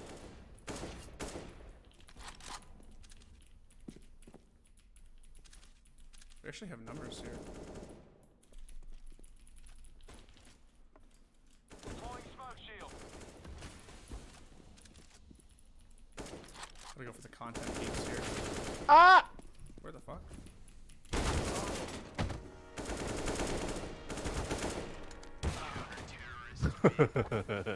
So another thing I was gonna ask, I know this is so rough. So another thing I was gonna ask you about was, and I was reminded of this today when I was going back and I was watching, our offbeat, the ASMR vinyl record that you made. So I have two questions. One, what was the idea for that, right? Two, how does one go about like making a vinyl record of just like anything they want? You know what I mean? Like, I have to know the story. Yeah, so a friend of mine in the community hit me up saying that he also has a friend, and his business revolves around making vinyl of just like not necessarily music, but like eccentric soundtracks. So one of his best-selling records is just background noises of people dining on a train. Okay. So that's like his niche. So he figured, you know, why not put out a vinyl of just like typing sounds? Yeah. And then that's how it happened. It's not even, honestly wouldn't recommend buying it because it's not like they were recorded in a studio. It's literally just recorded from my like bedroom. Yeah. So the audio quality is absolutely terrible. But I mean, it was just a cool thing to do. We only made like 500 of them. It's just like a nice, quirky, weird thing that we figured. It'll be a fun thing for people who was interested. Yeah, it's definitely fun. Like, I don't know, man. I mean, like, it could be very relaxing, you know, like to put on a vinyl record of some typing ASMR. I think it's, Yeah. I think it's a cool idea. Do you know if there is one for CS:GO? No, I don't know. I can't imagine there is. That can be a maybe you have to pay a licensing fee, but Yeah, that's true. Actually, that's true. Yeah. I don't know. You can put tracks of like 2 minutes of just spraying a singular gun. Yeah, Valve wouldn't care either. They definitely wouldn't care. You could definitely get away with it, I think. All right, what should we do here? Let me smoke window, and we'll try to get some picks middle. Smoke window.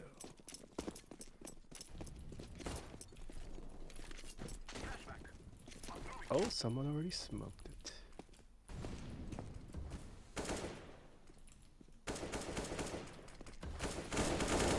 Oh!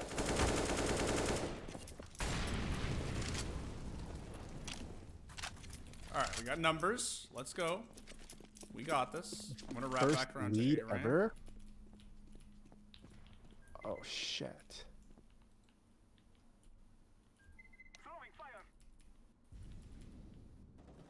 Oh my goodness. Where was he? Right by stairs. Okay. But he has swung out.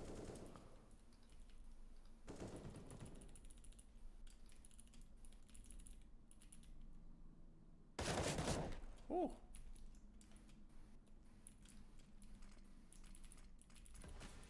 Dude. Ferrari peaked. Absolutely Ferrari peaked. So this is sort of a big question, but I was curious. Yes. Do you have a favorite Switch? Favorite Switch? Yeah. Yes. You do? My Desert Island Switch, or if I could only use one for the rest of my life, Yeah. it is Topra. Topra. Why- Oh, we're on the board. We're on the board, baby. We're on the board. The Topra Switch. So what is it about the Switch you love so much? It's kind of an in between a mechanical tactile switch and a membrane switch. Okay. I know membrane is kind of memed on, but I think like there's something about that membrane mushiness that is like comforting and nice. It's comfortable, it doesn't fatigue. But I think it doesn't quite have as a tactile response as many people would like. So the Topper Switch is kind of like a hybrid. Oh my goodness. So like it has the comforting aspects of a membrane, but it has that tactile responsiveness from a mechanical switch. And they also sound nice. Like a lot of people chase that thawky sound profile. Yeah. Like the quintessential thawky switch is the Topper Switch. Okay. Maybe I'll have to. I'm certainly gonna look into it. I want to hear that sound signature. I like I mentioned, I'm sort of getting to the point where the sound signature of the clicky is sort of starting to. I don't think I'm getting sick of it. I'm just like, you know, kind of want to try something new, you know. Yeah. That's it. I think Cfo probably has some Topper boards. I wouldn't be dropped under? surprised if he does. I will definitely ask him.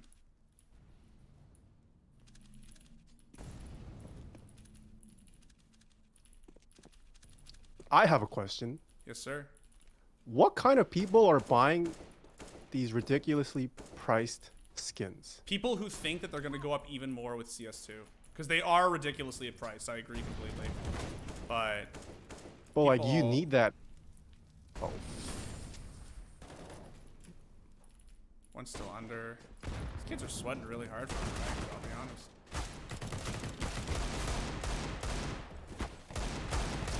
I'm just whipping every shot, dude.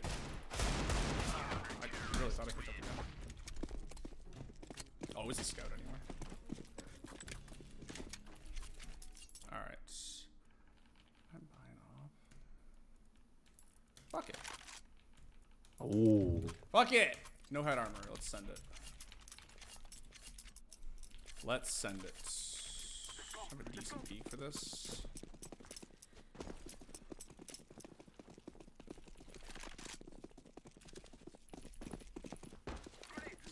Oh, that was a terrible throw.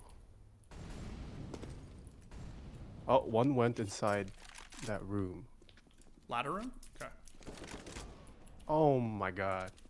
He's hopping from there.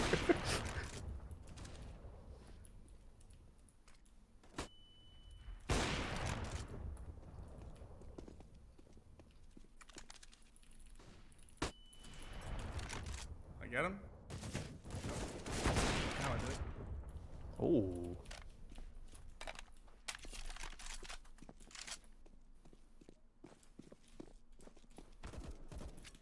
Okay, last top con. Oh, this is your expensive op skin. This is my expensive op skin. I was what is it called? I was just watching your episode with Zipple. Oh! Oh.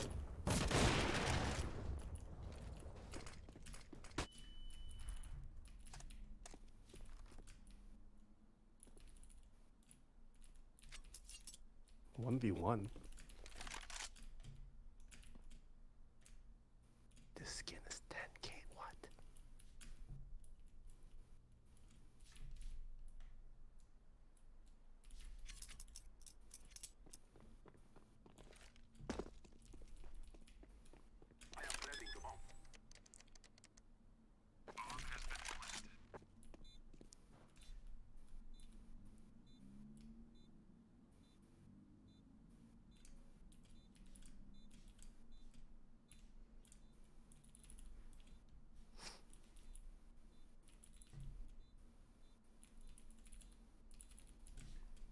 Oh my goodness.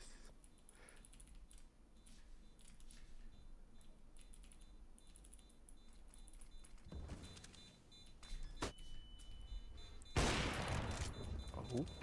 Oh, I have to Whoa. reload too. Nice try, nice try. Unlucky.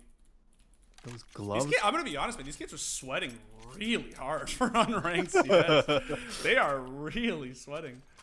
My goodness. Do you need a draw? No, I got Good, it. okay. They are sweating. What is your favorite esports game to watch? CS. Not play. And honestly, it's just because I honestly think it is the best to watch, irrespective of the fact that I love to play it. I really do just think that like anyone, really? I just think CS:GO has that magic, man. It's just 5v5 shoot that guy. You know what I mean? Like it's just so easy to understand. You don't need to know what heroes do. You don't need to know what spells do, right? Like, it's just so easy.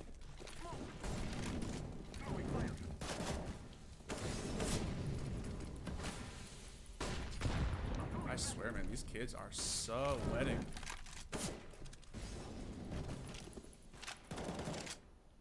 Because for me, Yeah. I mean CS:GO's. I would say CS:GO's top 3 for sure. I also really enjoy StarCraft. Which The OG. StarCraft 2. Oh, StarCraft 2. Oh, OG and StarCraft 2. 2? Okay, yeah. Brood War is I never really played StarCraft 2, but I still love.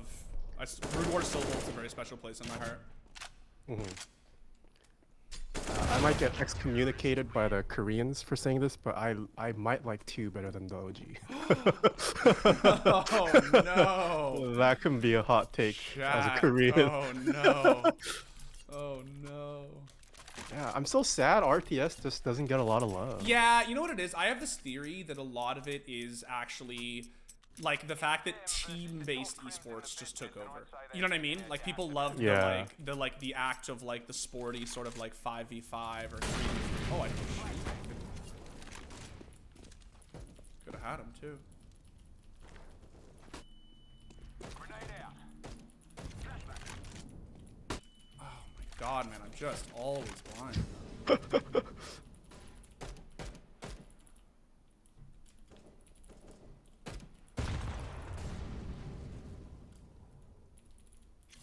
We're just grouped up here.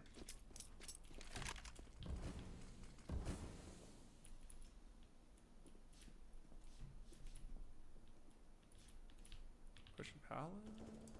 Oh, what? There it is. Wait. Unlucky. Oh my goodness. Unlucky. Are you a Mirage fan? Do you like the map? I do, yeah. I predominantly played Mirage, Inferno, and Dust. Yeah. Like Yeah, Nuke was kind of terrible when I used to play, or it was a very heavily or it was a CT sider, I think. Alright, P90 time. Let's go. Oh, P90.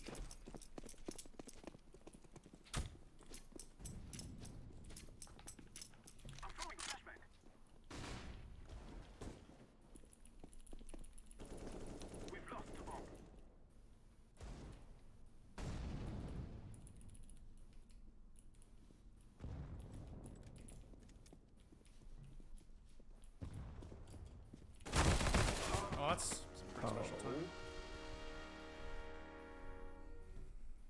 Yeah, I think unfortunately StarCraft is just the XM below. Let's go. Oh, I believed. I believed. Yeah, unfortunately people just don't watch StarCraft anymore. Honestly, that's just sort of the long and the short of it. It's sad. It's really sad. Yeah. I mean, I get it though. There's such a high ceiling for a game like StarCraft. There is. Yeah. You just have to put in so much effort to hit that level. Yeah, you do. Wait, I'm -1? How does that work? What? Is it because I DC'd? Oh no. It actually probably is. Yeah, it probably is actually. That's so unlucky. Oh, it's so unlucky. Oh, I no. see. Oh no. I'm the pro. Wait, was DC always a -1? I don't I don't. know if it counts like as you killing yourself because you already loaded into the map, so maybe it counts as you like. Yeah. Oh, I'm so sad. That's unlucky, bro.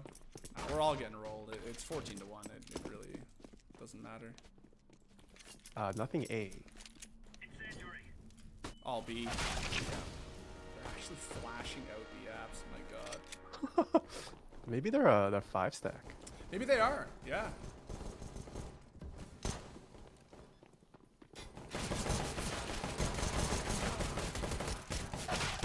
Oh! Board. Let's go. No, I'm 0 You now. got it to 0, bro. I'm net neutral.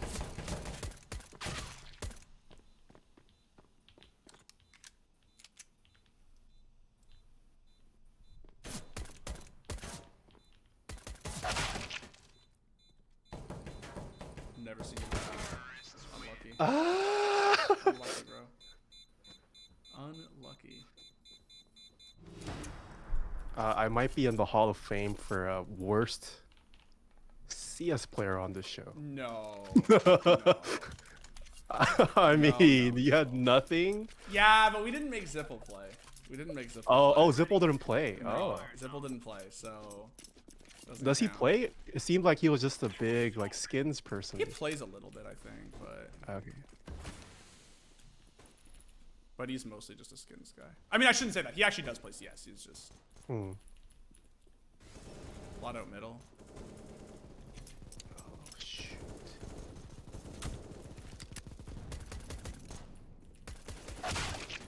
Oh my goodness. Oh. Unlucky. Unlucky. You want to try one Oh. more? Yeah, I'm not for one more. One more. I won't subject you to more than one more. No, I won't subject you. No, it's fine, man. Really. All right, I reinvited you. Oh, I got a case. Oh. Sick. Oh, hey yo. Hey yo. Do people still open a lot of cases? Oh god, yeah. Oh, bro, literally record numbers for the last. Actually, you know what I'll do? Let me just. Record numbers. Yeah, actually, record numbers would take off fucking Mirage. It does too. And Cash, because Cash is great. Yeah, literally record numbers of cases being opened in the last couple. So what happened was CS2 came out, skins stonked, and then everybody started opening cases because they wanted to like get skins. Like even like Tim the Tapman was like opening a ton of cases on stream. There was like massive like record high. Like some cases were going for like $8 or $9 like just for the case on the Steam market. It was like crazy, and people were opening like Holy, just for the case. It was crazy, actually crazy. It's since settled down a little bit, but Are keys still $249 or have key prices gone up? I think they've gone. Well, they're $249 American, I think. Still, I forget what the Canadian price is. I think it's still the same price. Yeah. Oh, okay. But yeah, they're expensive, and That's cases are crazy. Yeah, I mean, if you're somebody who's had skins since like back in like 2014, 2015, you are. I cashed out on a knife on stream. Oh no! When did you cash out? Like a couple weeks ago. So you probably made massive stonks then. Like 3-4 times, yeah. Let's go. We love that. Yeah, we Just love too much money for what it is Dude, for me. It's crazy how expensive skins are. Yeah, it's nuts. Truly nuts. Do you think like the iconic skins will always retain that price? I do. I think that no matter how shiny ops get, like mine's a good example. Like no matter how cool, pretty, shiny they get, I think that there is always going to be a legacy OG prestige around like the Dragon Lore, even though it's a 9-year-old skin and other skins maybe look cooler to some people, but I just think Fire Serpent's the same way. I think people there's going to be such a like prestige to it, you know. I never understood the D lore. I mean, I know it's historic and it has legacy, but I just never thought it looked great. Oh, I think it looks so good. I think it looks. What is your favorite like skin line? Skin line, like favorite collection. Yeah, maybe that's the word. Or favorite like. Sure. Or yeah, let's say favorite skin then. I honestly think my favorite skin is the Dragon Lore. I think that it is. Really? Even though I don't own one, I think that. I don't know, man. It made CS:GO skins. It's not just that it has legacy. It's that it like there was never a reason to like go on Reddit and try to like find somebody to like buy. You know what I mean? Like to like line up a deal for a skin basically prior to the Dragon Lore. The Dragon Lore was like the thing that like everybody lusted after like the day it came out, and like to this day 9 years later it's like still the case. I don't know, I just think there's something so cool about it, and maybe it's because I also love medieval stuff, but there's something about the theme, and just it speaks to me. I don't know why I don't own one, man. I should own a Dragon Lore. Like I could trade. It's so expensive. Yeah, but keep in mind I could trade the op that I currently use is on par with price, right? So I could. Oh, really? It is, yeah. Goodness. So I could just trade it 1 for 1. I would never buy one now. I would never like spend that kind of money on one. That would be insane. But I've owned this op for years, and it has gone up a lot in value, obviously. So I could just trade it. But yeah. That's wild. I mean, I don't know, man. Like, look, the Dragon Lore has obviously reached a price where it is like sort of insane, but like it's sort of the same thing of spending like an insane amount of money on like a key, a key cult or something, right? It's like, I don't know. I view it differently. Why? I'm curious. Like, what if CS:GO just dies one day? Yeah, that's true. Nobody there can like would be take no your key market for That's true. But I just feel like the market is just going up and up, and now with CS2, I think prior to the announcement of CS2, I think people seriously thought about this, but I think that now with CS2, I really think that people have sort of like realized that Counter-Strike will just be around forever. You know what I mean? Like, it just won't go anywhere. But honestly, man, even prior to the announcement of CS2, like it's like Brood War. It's like people will just, let's say Valve never did CS2. Let's say they just left it at CSGO, right? People would just play CSGO forever because the game is perfect. There's like, you know what I mean? In terms of balancing, in terms of mechanics, in terms of like, it's just, you could just play it forever, right? And so, yeah. But you're right. It's not exactly 1-to-1 because nobody can like take your key cult away. If you put it in your closet, that's it. It's going to be forever, right? But if CSGO just goes down tomorrow, then that's true. You lose your investment. Do you think I've seen some of the changes with CS2? Do you think that the current pro players will have a hard time adjusting to it, or do you think it'll translate pretty one-to-one from CS:GO. I think that the changes are deeper than people expect. I think that there are like really a lot of little things that will change the way the game is played at a pretty fundamental level, right? Not being able to like one-way smokes, right? Being able to throw an HE to dispel a smoke is a very big deal, obviously. Like that's at the highest level of play, that's an extremely like earth-shattering change. And I do genuinely wonder, if like I think the pros realize how substantial the changes are, but I wonder if if they really, if they're ready for it. But oh, there we go. Oh, Dust 2, baby, let's go. Nice. Let's go. Can you still wallbang mid doors? Yes, you can. Let's roll. Okay. Yes. You just there's that overhang. You've seen the new Dust 2 with like the overhang from T-Spawn? Because that was like 2 years ago. I think so. You have to drop down to suicide. Yes, you have to drop down to suicide. Yeah. You can still wallbang the doors from suicide though. Okay. So, my wife is asking in chat, what is your favorite skin? Oh, I like the Red Line series. You like the Collecting. red line? Oh, that's Yeah. based. That's based. I'm just a classic minimal guy. Classic minimalist. That's so sick. I thought you were gonna hit me with something like a polycarb, like I don't even know what that is. Oh, I just mean like they have like the X-ray, like the X-ray skin, like the just because it looks like a polycarb in a keyboard, basically. Oh, I see. Yeah. I'll run the M4A4 for the memes. Are you a big Valorant guy? Like, do you enjoy Valorant? Because I know you said that CS is like the shooter for you, but No, I'm not I prefer CS. yeah, me too. I can play it for fun sometimes, but I don't like shooting games where like movement plays a big part. That's so like Apex, for example, like movement is a whole nother thing in that game. yes. Even like Fortnite, I didn't really enjoy just because there's just all this fluff. I just want it to be about raw shooting skills. Yeah, I'm with you. I think CS:GO is the only one that's truly like that. It pretty much is. The movement on the skill ceiling on movement is lower in Valorant, but obviously with all the agent abilities and stuff, it's just there's so much more to factor in. Yeah. And also the fact that you can just like control your spray pattern if you practice it. Yep. Whereas like Valorant is always just randomized, so. That's true.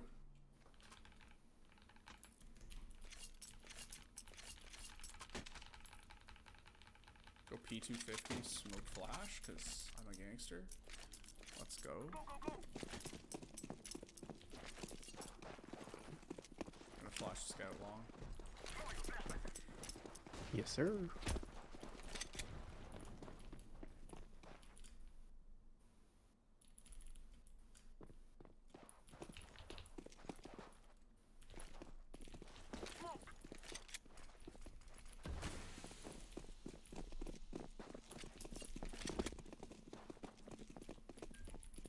Sight. Whoa, you can ping? Yeah, they added pings now. It's sick. What?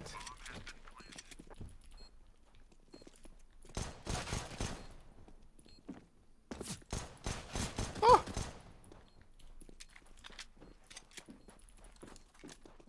All right. We're rolling, bro. It's looking better. Looking better. Let's go. Looking good. Oh yeah, the dualies are the wave now, bro. Dualies are the tech. Wait, really? I'm dead serious. They're not a meme gun anymore. Pro players buy them on CT all the time now. Dead ass. Oh, Sifo's in chat, by the way. Yeah, I saw. I responded to him. Yeah. He just said if I ever ask him for Toper, he'll block me. I don't think he likes Toper, actually. Is it like a hipster take, like to not like Toper? No, I don't are think you so. the hipster for liking them? No, Toper is it's polarizing. Okay. It's usually like a love or hate thing. There's no in between for Toper. Have you asked Tfue about artisans? About artisan like mouse pads? Oh no, sorry, artisan keycaps. That's a whole nother. No, I think we've talked about it briefly once or twice, but I really want to get into them. Like I really want to get myself a nice artisan. Oh, someone's crossing. How do I plant? E? Oh, it is E.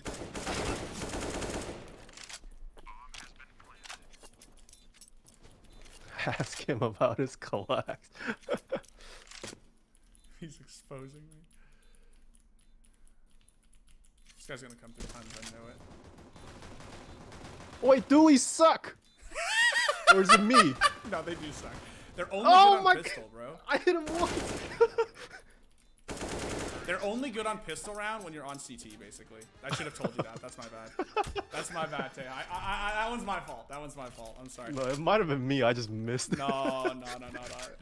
What people realized is that because on pistol rounds you only need to hit one headshot, right, to get the kill. People realize you can spam them on CT. You can play close angles and you can literally just be brain dead and you can just like yeah. And people realize it's like actually no memes good because yeah.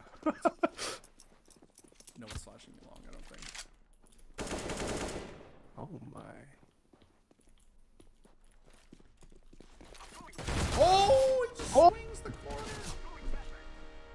Motherfucker. Oh my god, he's letting it bark too.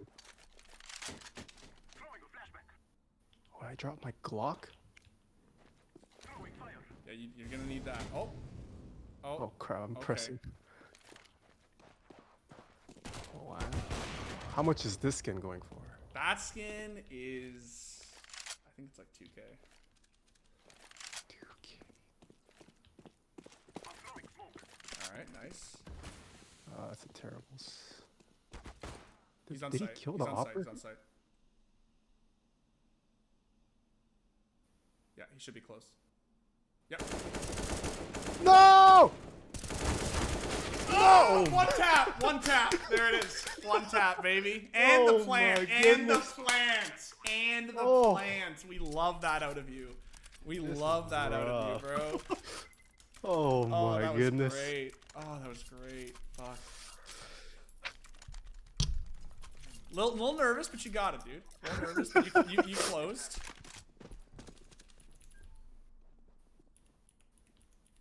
Nobody's crossed. Nobody crossed. Go B. Oh, okay. I want out.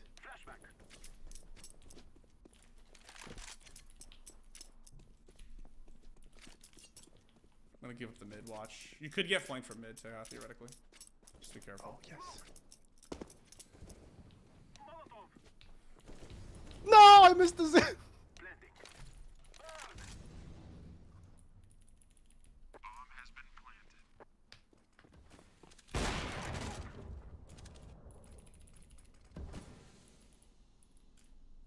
I'm lagging. My computer must be dying.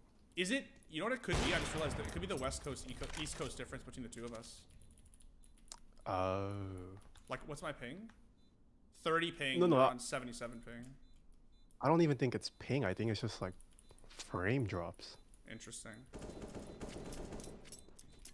Yeah, I'm barely getting like 60.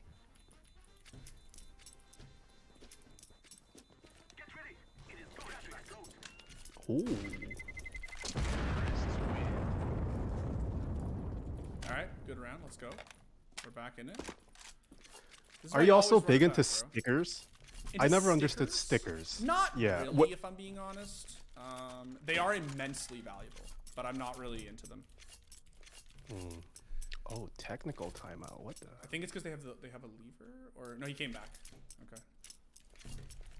I was gonna ask you, do you have a least favorite Switch? Oh, that's hard. I mean, there are definitely bad Switches. Yeah. Especially like a lot of older vintage ones can be pretty not so great. We're just in sight, alright. Oh, there's one more long. Oh, Oh my god.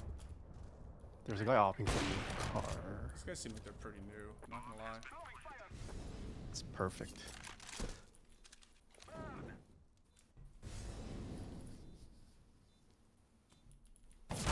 Woo! As I say that, the Ferrari peaks. As I say that. I know you said you hate cherry blues. Have you ever heard of jailhoused clicky switches? No. Oh, that might also be something interesting for you to try if you like Yeah? clickies. Okay.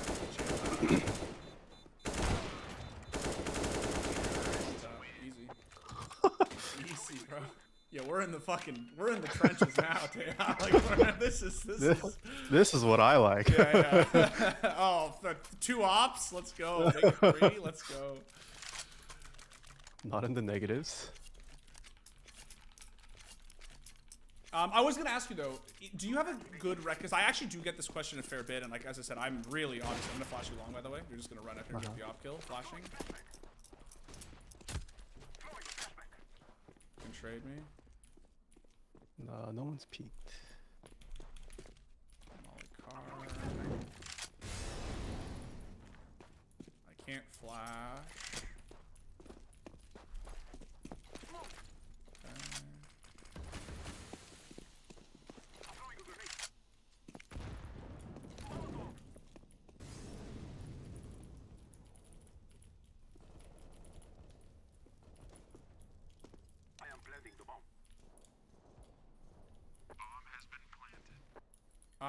This is a question that I actually get a fair bit, and like I said, I'm not even the person to ask because I don't know anything really about them. But do you have a recommendation for like a first ever custom, like someone who's never built a custom board, they want to get into the hobby? Like, do you feel like there's a good, like, what's your like go-to starter board that you recommend people? There's actually a ton now. I feel like there are, yeah. Yeah, like post-pandemic, a lot of vendors have been trying to make more beginner-friendly and budget-friendly products. Yeah. Yeah, there's tons. I mean, Novel Keys has a 65% that you can get for, I think, under $100 for just the case. There's the MK65. There's the Bakaneko from Canon Keys, which a lot of people start on. I actually would not recommend the GMMK anymore. Why? The GMMK was great for its price and what it offered at the time, Yeah. but there have been more competitive. I didn't even see Offerings, anyone. though. Yeah. Interesting. Okay. I mean, I guess that's just how fast the industry is evolving, right? Like. Yeah.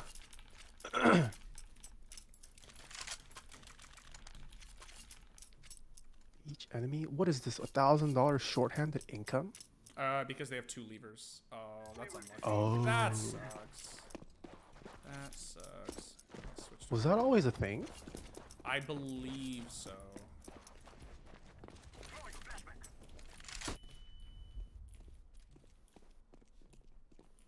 So bad. Oh, this is Oh my goodness.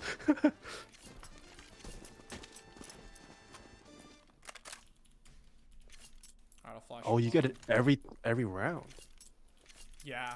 They can buy. I mean, they can get like guns out every round, but.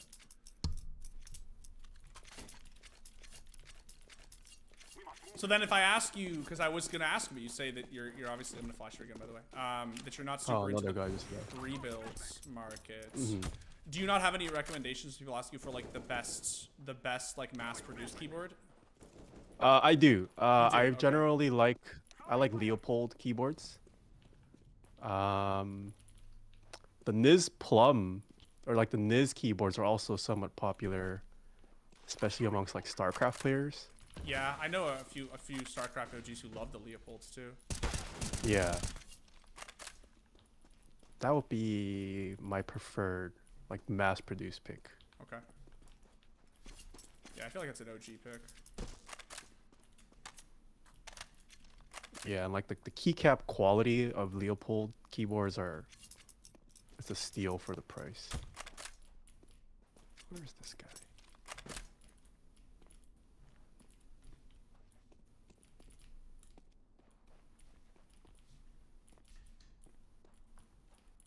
Right? I don't know. Maybe he's up here. Oh, I cleared it too! Oh. Where the fuck was he? Oh, I think he was sitting behind the. Oh, nice. Oh, maybe he was in Tums. Unlucky. Not I know maybe they're a little too like we can rush these response for this. Do you still recommend duckies or no? No, I don't really know. I feel like ducky's been kind of dormant these days, or Yeah. have I just not been paying attention? I'm not paying attention at all, man. So Yeah, I don't really hear ducky being thrown around anymore. I hate that flash.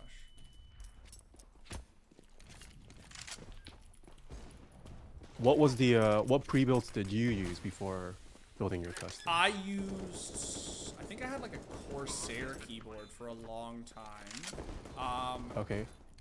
I did have one of those like 2018 OG Akko Ducky collabs.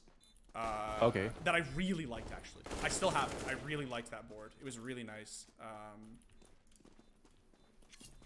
But this was like pre the like Ducky 1 and 1.2 or whatever. That's pretty much it. I really didn't care about my keyboard for a long time. It wasn't until I sort of like started researching my custom that I actually like cared, I guess. I don't know. What got you into it? This guy's here again. Oh my god. What got me into it? I guess the same thing as everybody else. I guess I just was like, you know, I was a serious gamer, and I also write for a living. Like, I type things for a living. Oh, true. So I was just like, I don't know, maybe it makes sense for me to care about my keyboard. And then I just started, you know, looking into customs, thought they were really cool, and I was like, wow, I really should, you know, be spoiling myself a lot more than I am. That was pretty much it, I think.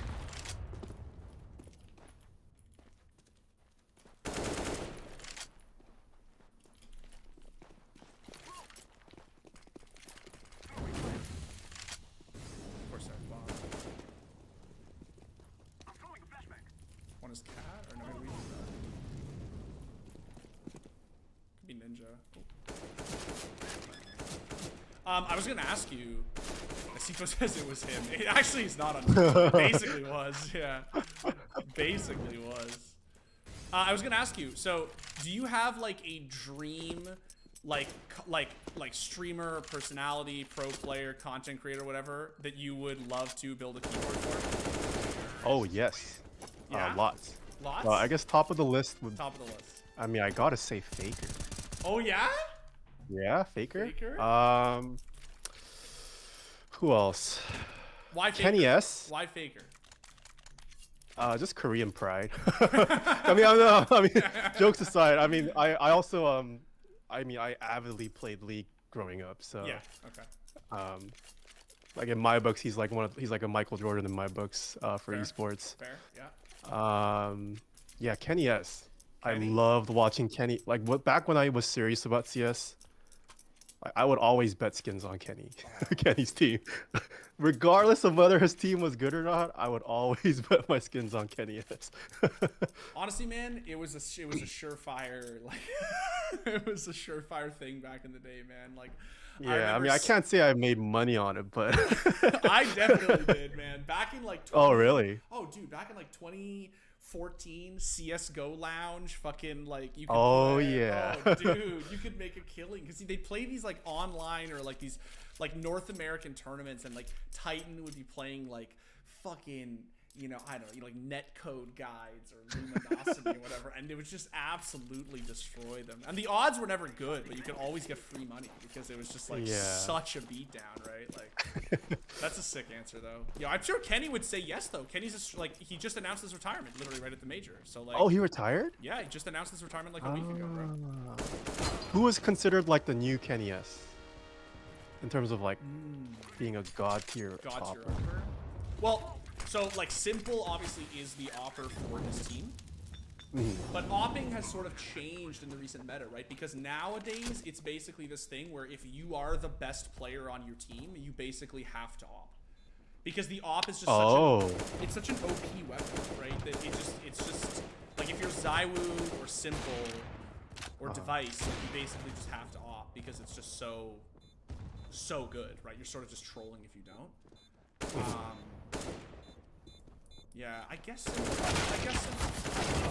this? Okay, come on. Please have a kick. Would you say there's like a Faker of CS:GO? Simple. It's simple, the really. Okay. consistency. It's the consistency. He doesn't have the championships that rival the SKT dynasty, right? But he has the consistency. That's the thing about simple, is that his individual statistics are just year after year are just so insane that it's ridiculous. Like the guy just doesn't have a bad year. You know what I mean? Like yeah. It's almost more impressive because Faker obviously SKT. Oh, that's unlucky. Like it's almost unlucky because obviously, or different I should say, because SKT obviously won for a very long time, right? So Yeah. But there was a long time obviously where Navi were not winning majors.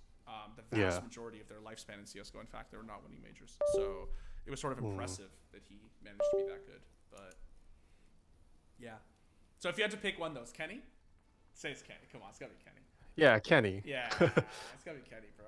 Speaking of MJ, Kenny is like that fucking that era, bro. That 2014, 2015 Kenny S like peak, like that fucking it's like one of my favorite like times in esports ever. Like it was for sure. So exciting. Like it's like on par with like Platinum Age Brood War. Like it's on par with like that 2010 StarCraft. Right. Like I would study like pro games just so I could make a better educated bet. Were you a real gambler? Like you were a real like I mean, nothing too crazy. I was a college student. Yeah. But yeah, my top two biggest games in college were League and CS:GO. Okay. Like I would grind with my boys. Nice. Yeah. Yeah, I'm Before a Dota the player, so I never Oh, you were a Dota player. Okay. never played League really, but I watched it a little bit back then. I watch it more now because for a living, obviously, I keep up with the sport. But I play for fun. Yeah. I play for fun. Yeah. Who was your like MVP in your heart? In any esport or League of Legends? In CS:GO, sorry. Do you have like a personal, like someone you fanboy for the most? I just genuinely think that there will basically never be anything greater than that like year or so of Kenny S in 2014, 15. I really do think that there was a time when it just felt like he was breaking rules. Like he was just he was doing things that nobody else on the planet could do with an op, and it just felt like Right. Like he just did shit that was so insane. I don't know, man. To me, it's that peak he hit. It's like the Jordan versus LeBron thing. It's just like I just don't think anything will ever top the hysteria around Jordan. You know what I mean? When he was Jordan. Like it's just, to me, it's just Yeah. Didn't they even like change? I remember they changed the op mechanics just to like almost target Kenny's. Basically. Basically. Yeah. I think there was a few others too, like JW was also a factor, and I think that like people, Guardian, and I think Valve realized that like it was broken, it was like OP, but Kenny was definitely the main culprit, and I don't know, I just feel like Kenny he's my goat. I don't know, I love Simple. I'm a huge Simple fanboy. I'm a huge Zywoo fanboy too. I lent him skins that he used at the major, and yeah. Wow. He's a lovely guy too. Zywoo is a very, if he wasn't so obsessed with the Wu-Ting, I was gonna say you should actually reach out for a commission. He's a very nice guy. He's an extremely kind dude. But yeah, I love Zywoo, but Kenny is just, he's the goat, dude. He's the goat. What about favorite team in your heart? I cheer for Liquid now because I am an NA like diehard in CS:GO. Like I'm always because they're the home team. I cheer for them because they're NA. But historically, it's Navi. Because Navi, yeah, because I watched them win those majors in 2010 and 1.6. They won 4 majors back to back, and then didn't win a major in CS:GO for like literally, like what the hell it was, 7 years or whatever. Yeah. Like, right until 2021. So I see. Yeah. What about you? Did you have a? Well, they've been under many names. I guess before they were Astralis, I rooted for them. They were my favorite team. Yeah, as a team, like as a player, I liked Kenny S. But that lineup of Device, Kerrigan, they were like Dignitas at one Yeah, point. They like switched TSM, brands a lot. Yeah, yeah, TSM, TSM. Yeah, Dignitas, and then it was Astralis was like when they finally sort of settled yeah, into their own brand. But yeah. great lineup. As a team, they were my favorite unit. Did you see that Dupree just won the major? Oh, he did? No, I actually did not watch or finish watching this year's major. So Dupree just won the Paris major. He has Oh, now wow. won 5 CS:GO majors, the most in history, and Oh, he also is the only player to have attended every CS:GO major from 2013 all the way to now 2023. oh wow. Yeah, really impressive. Dang. Yeah, Does really. Kerrigan still coach? I think last time I heard he was Plays. coaching. He Oh, he won a plays. He still plays. he won a major in 2021 as a player. Oh wow. Yeah, dude, he's like 33. I Wow, think. these Yeah, guys are playing for so long. I know. What know. I also really liked watching what is it? Pasha Biceps? Oh, Is he still Pasha, around? the goat. Yeah. He's still Bro, around? You Okay. want to hear something crazy? Okay, so he streams. Like he streams. He does it. Oh, he like- streams, Yeah, okay. he streams. But he you want to hear something crazy? So because I told you I'm an avid cyclist, right? So Mhm. Pasha he rode on his bicycle from Poland to the CS:GO major in Paris. 1,800 kilometers. 1,800 What? kilometers. Yeah, he biked it. He fucking biked it, dude. I know. What an Oh absolute my animal, right? Ridiculous. Oh yeah. my. Yeah, Pasha's great. He's lovely. Okay. Well, I don't want to keep you any longer, man. You've been really generous with your time. We've had an absolute lovely gamer session, chill session. Yeah, no, thank you for having me on. No, please. Thank you for taking the time. I really appreciate it. Hopefully I was enjoying for your viewers. I don't know if they're into keyboards or not. I think a lot of them are probably into keyboards. I think that Okay. I think that it's the same thing we were sort of talking about earlier. I think that there's just a huge crossover of people who are very, very serious about gaming who have never like it's never really occurred to them to be serious about keyboards, if that makes sense. You know what I mean? Like, and it's Yeah, it's sort of for what sure. happened to me. Like, it just sort of made sense one day. You were just like, oh, man, I spend my whole life around a keyboard, basically. Like, why wouldn't I, make it a passion project of mine, right? Yeah. Yeah, and I think people are always asking, how do I get into it, and is it scary? How do I build a custom? What's a good custom? Blah blah blah. So, yeah. Nice. Yeah. Yeah. If I'm ever in Toronto, I'd love to Yeah. interview you in person. Oh, please. The reverse the score feature. Yeah, dude, let's do it, please. So if you're around, just hit me Yeah. up, man.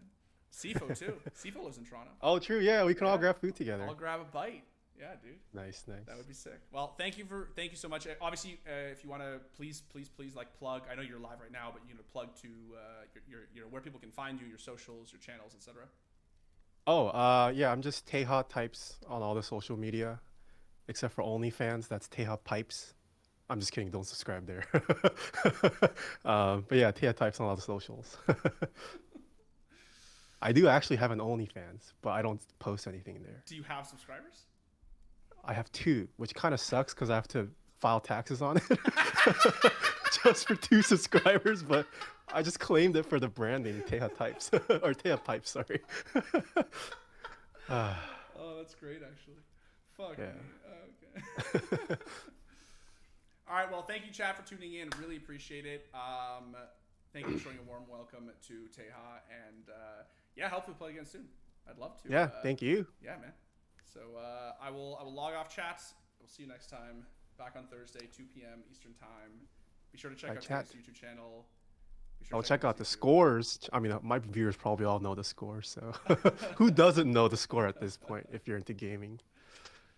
All right, guys. I'll see you next time. Yeah. Bye bye. Bye bye.